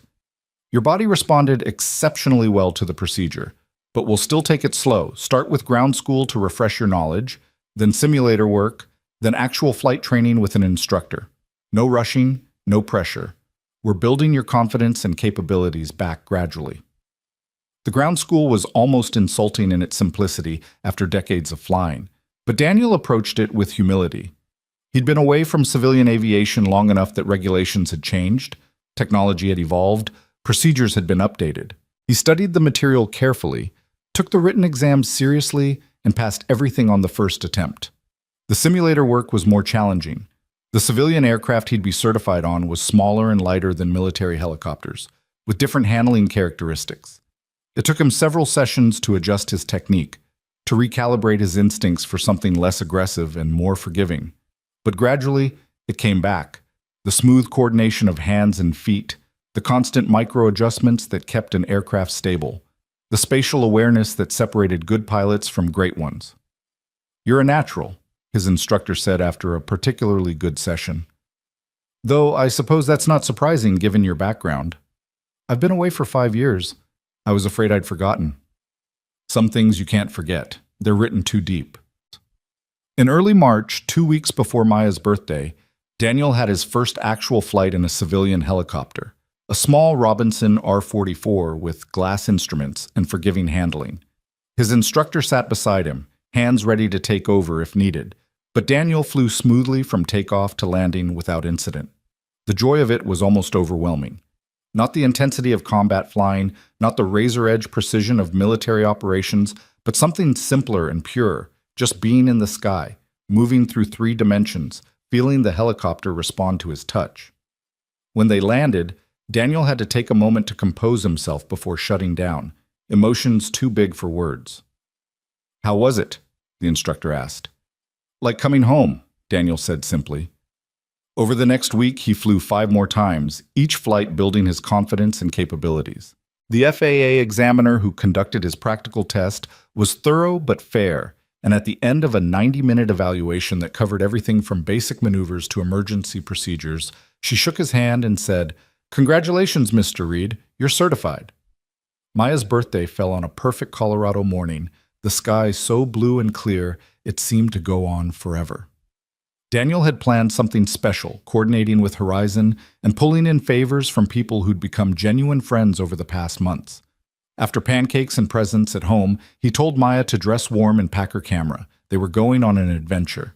She bounced with excitement the entire drive to Horizon, asking questions he deflected with mysterious smiles.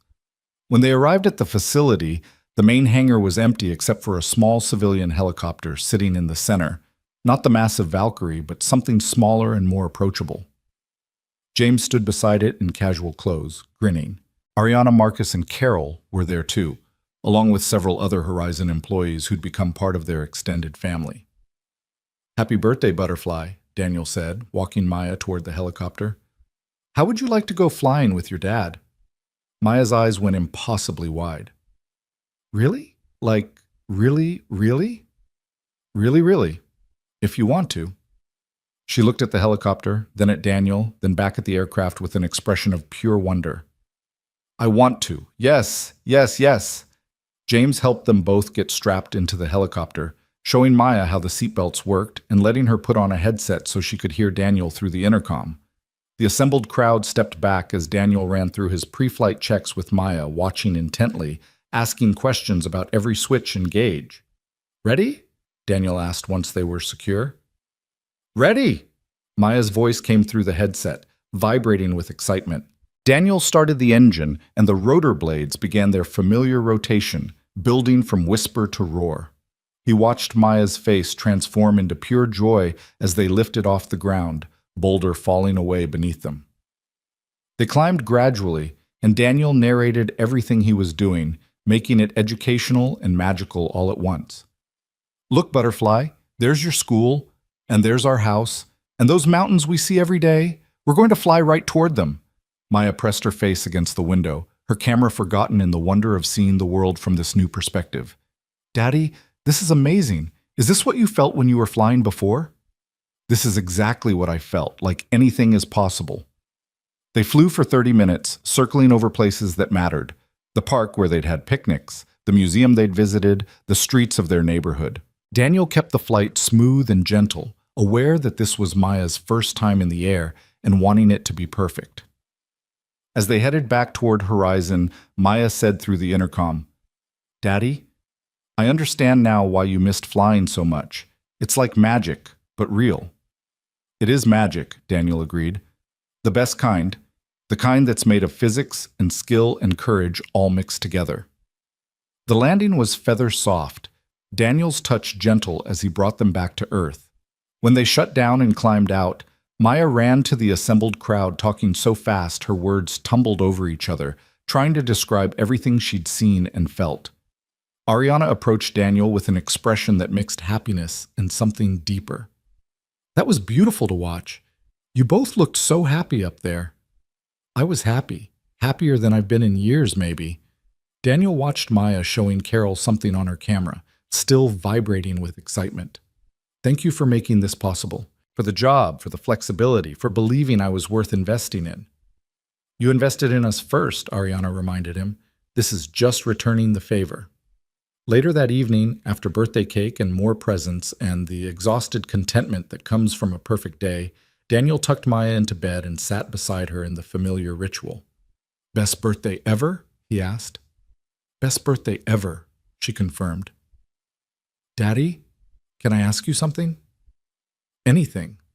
Are you happy now? Like, really happy? Not just pretending for me happy?"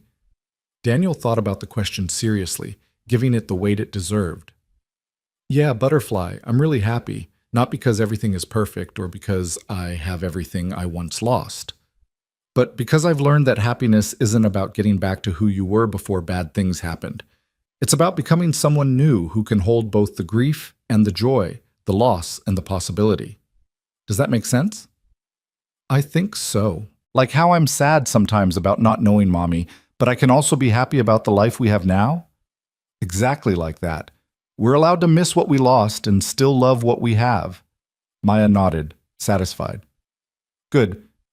Because I like who you are now, Daddy.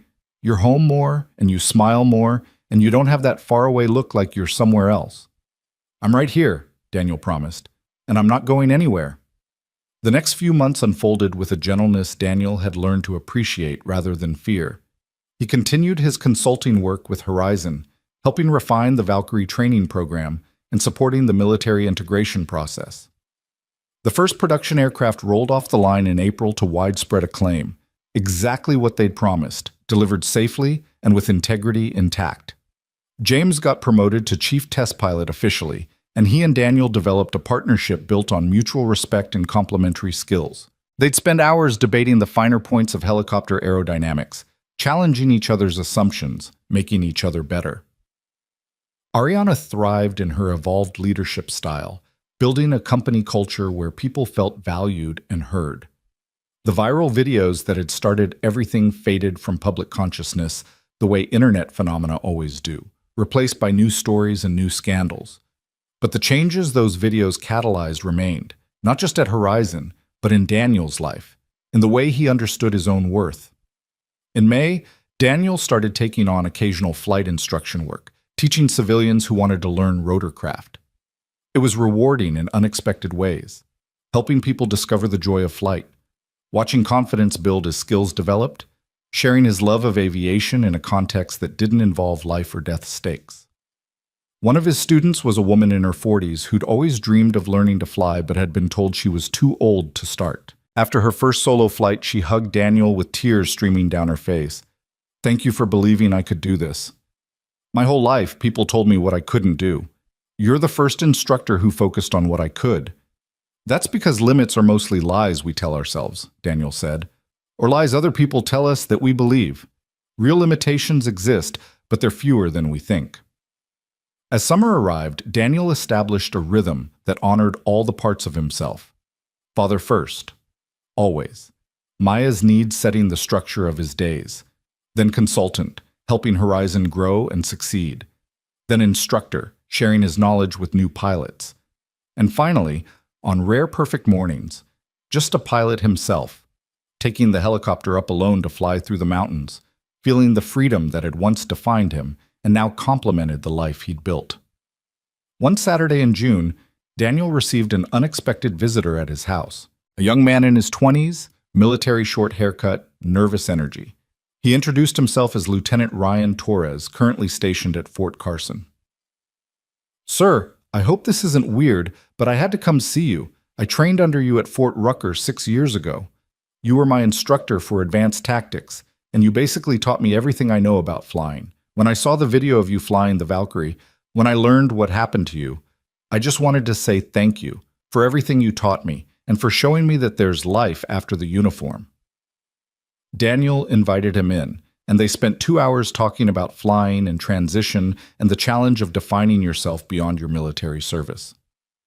When Torres left, Daniel felt the satisfaction that comes from realizing your influence extends further than you knew, that the work you did mattered to people you'd forgotten. In July, the Valkyrie program hit a significant milestone, the first operational deployment with military units. Daniel attended the ceremony at Fort Bragg where the aircraft were officially handed over, and he stood beside Ariana and the Horizon team watching pilots climb into machines they'd helped build. General Richardson spoke about safety, innovation, and the importance of companies that prioritize getting it right over getting it fast. "This aircraft will save lives," she said, "not just because it's technologically advanced, but because it was built with integrity by people who understood that every helicopter carries someone's parent, child, spouse, friend. That consciousness shows in every system, every safety feature, every design choice." Afterward, Daniel stood alone looking at the row of Valkyries gleaming in the summer sun. He thought about how far they'd all come. The aircraft from troubled prototype to operational success. Horizon from fear-driven culture to values-based leadership. Ariana from cruel to compassionate. Himself from invisible to essential. James found him there. "Quite a view, huh? Yeah, we built something good. We built something great. And Daniel, I know you don't like the attention, but people are going to remember this. The janitor who was secretly a hero, who saved a company and helped build aircraft that will serve for decades. That's a legacy." "I don't care about legacy," Daniel said honestly. "I care about whether the pilots flying these machines get home safely to their families. I care about whether Maya grows up knowing her dad kept his promises. I care about whether the work I do makes the world even slightly better than I found it. If that creates a legacy, fine, but it's not what drives me." "That's exactly why it matters," James said quietly. "Because you're not trying to be remembered. You're just trying to be good."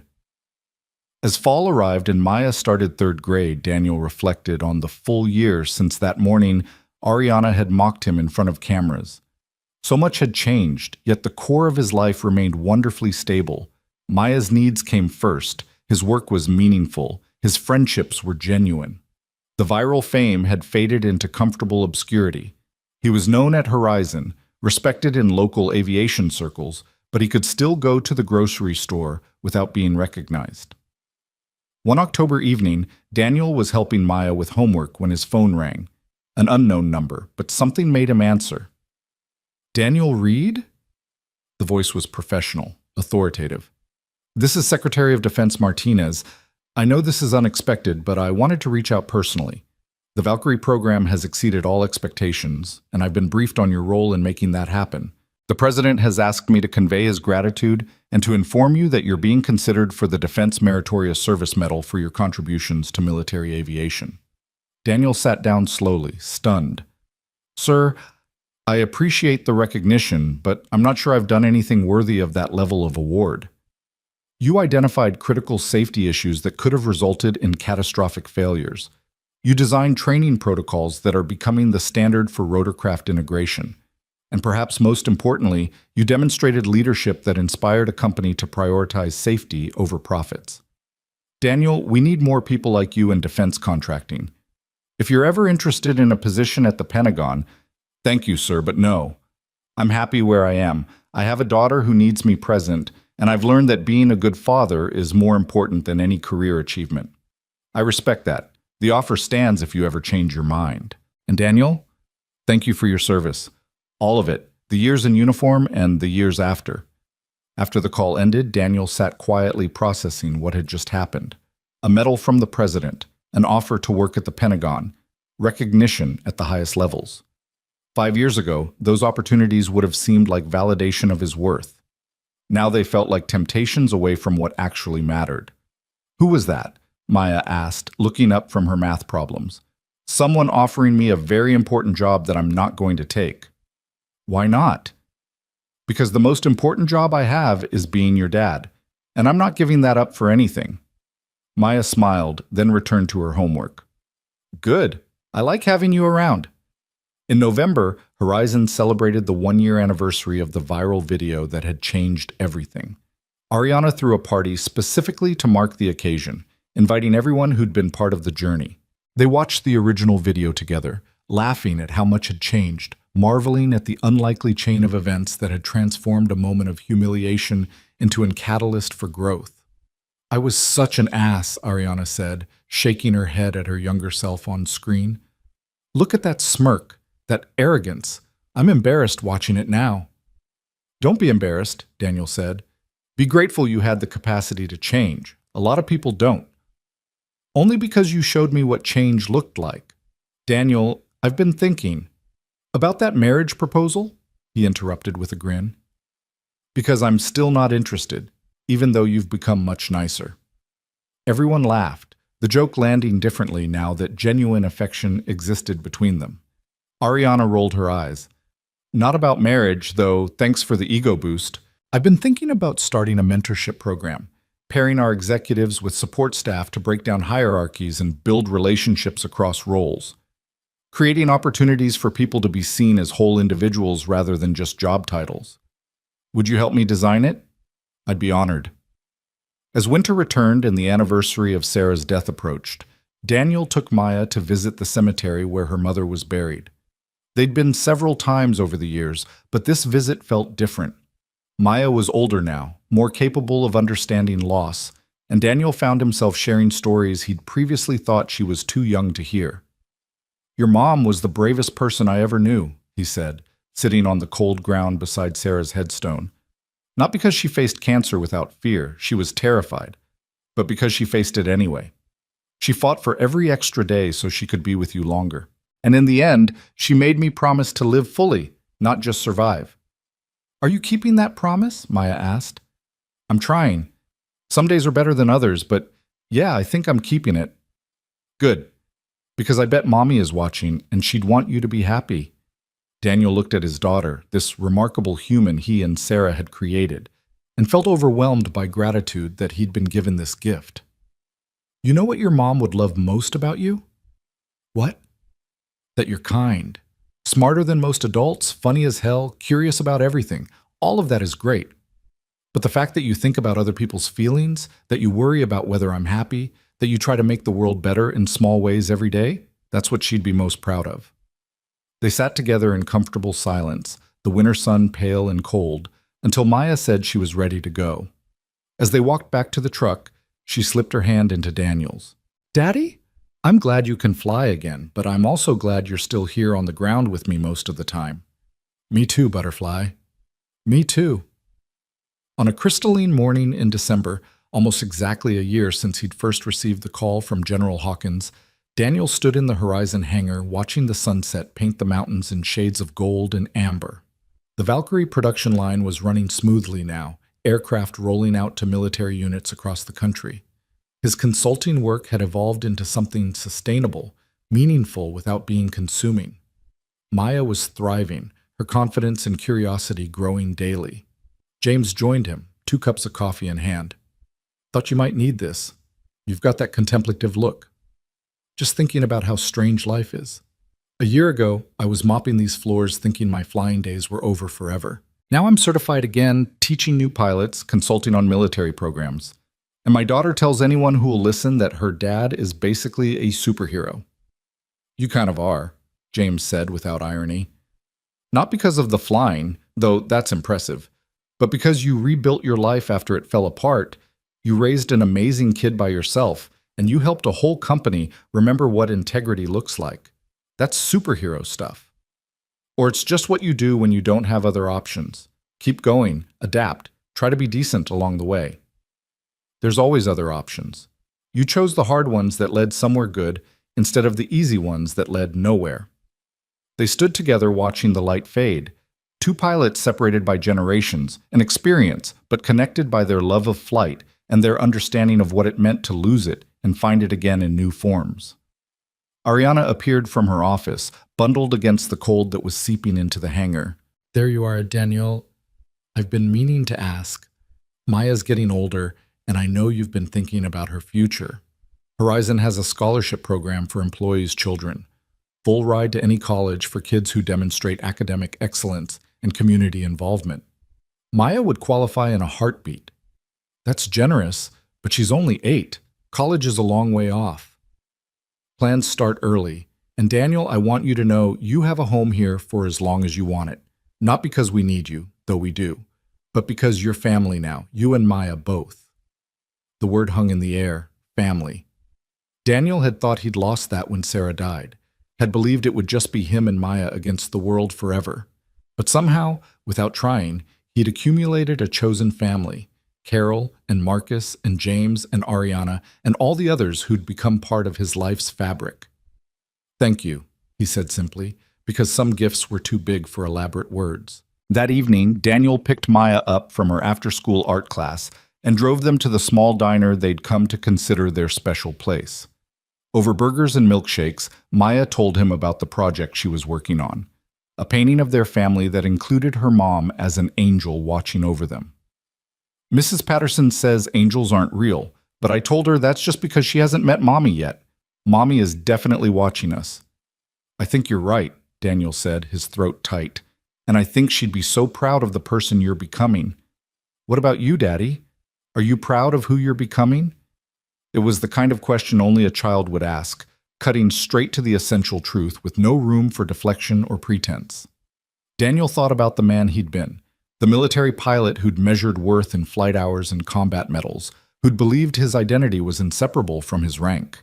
And he thought about the man he was now, father first, consultant, instructor, friend, someone whose dignity wasn't contingent on external validation. Yeah, Butterfly. I'm proud of who I'm becoming, not because I've achieved anything impressive, but because I've learned to measure success differently, by whether I'm present for you, by whether the work I do makes things safer for others, by whether I treat people with dignity regardless of their job title. Those might not be dramatic accomplishments, but they're true ones. That's what really matters, Maya said with the casual wisdom of childhood. The true stuff.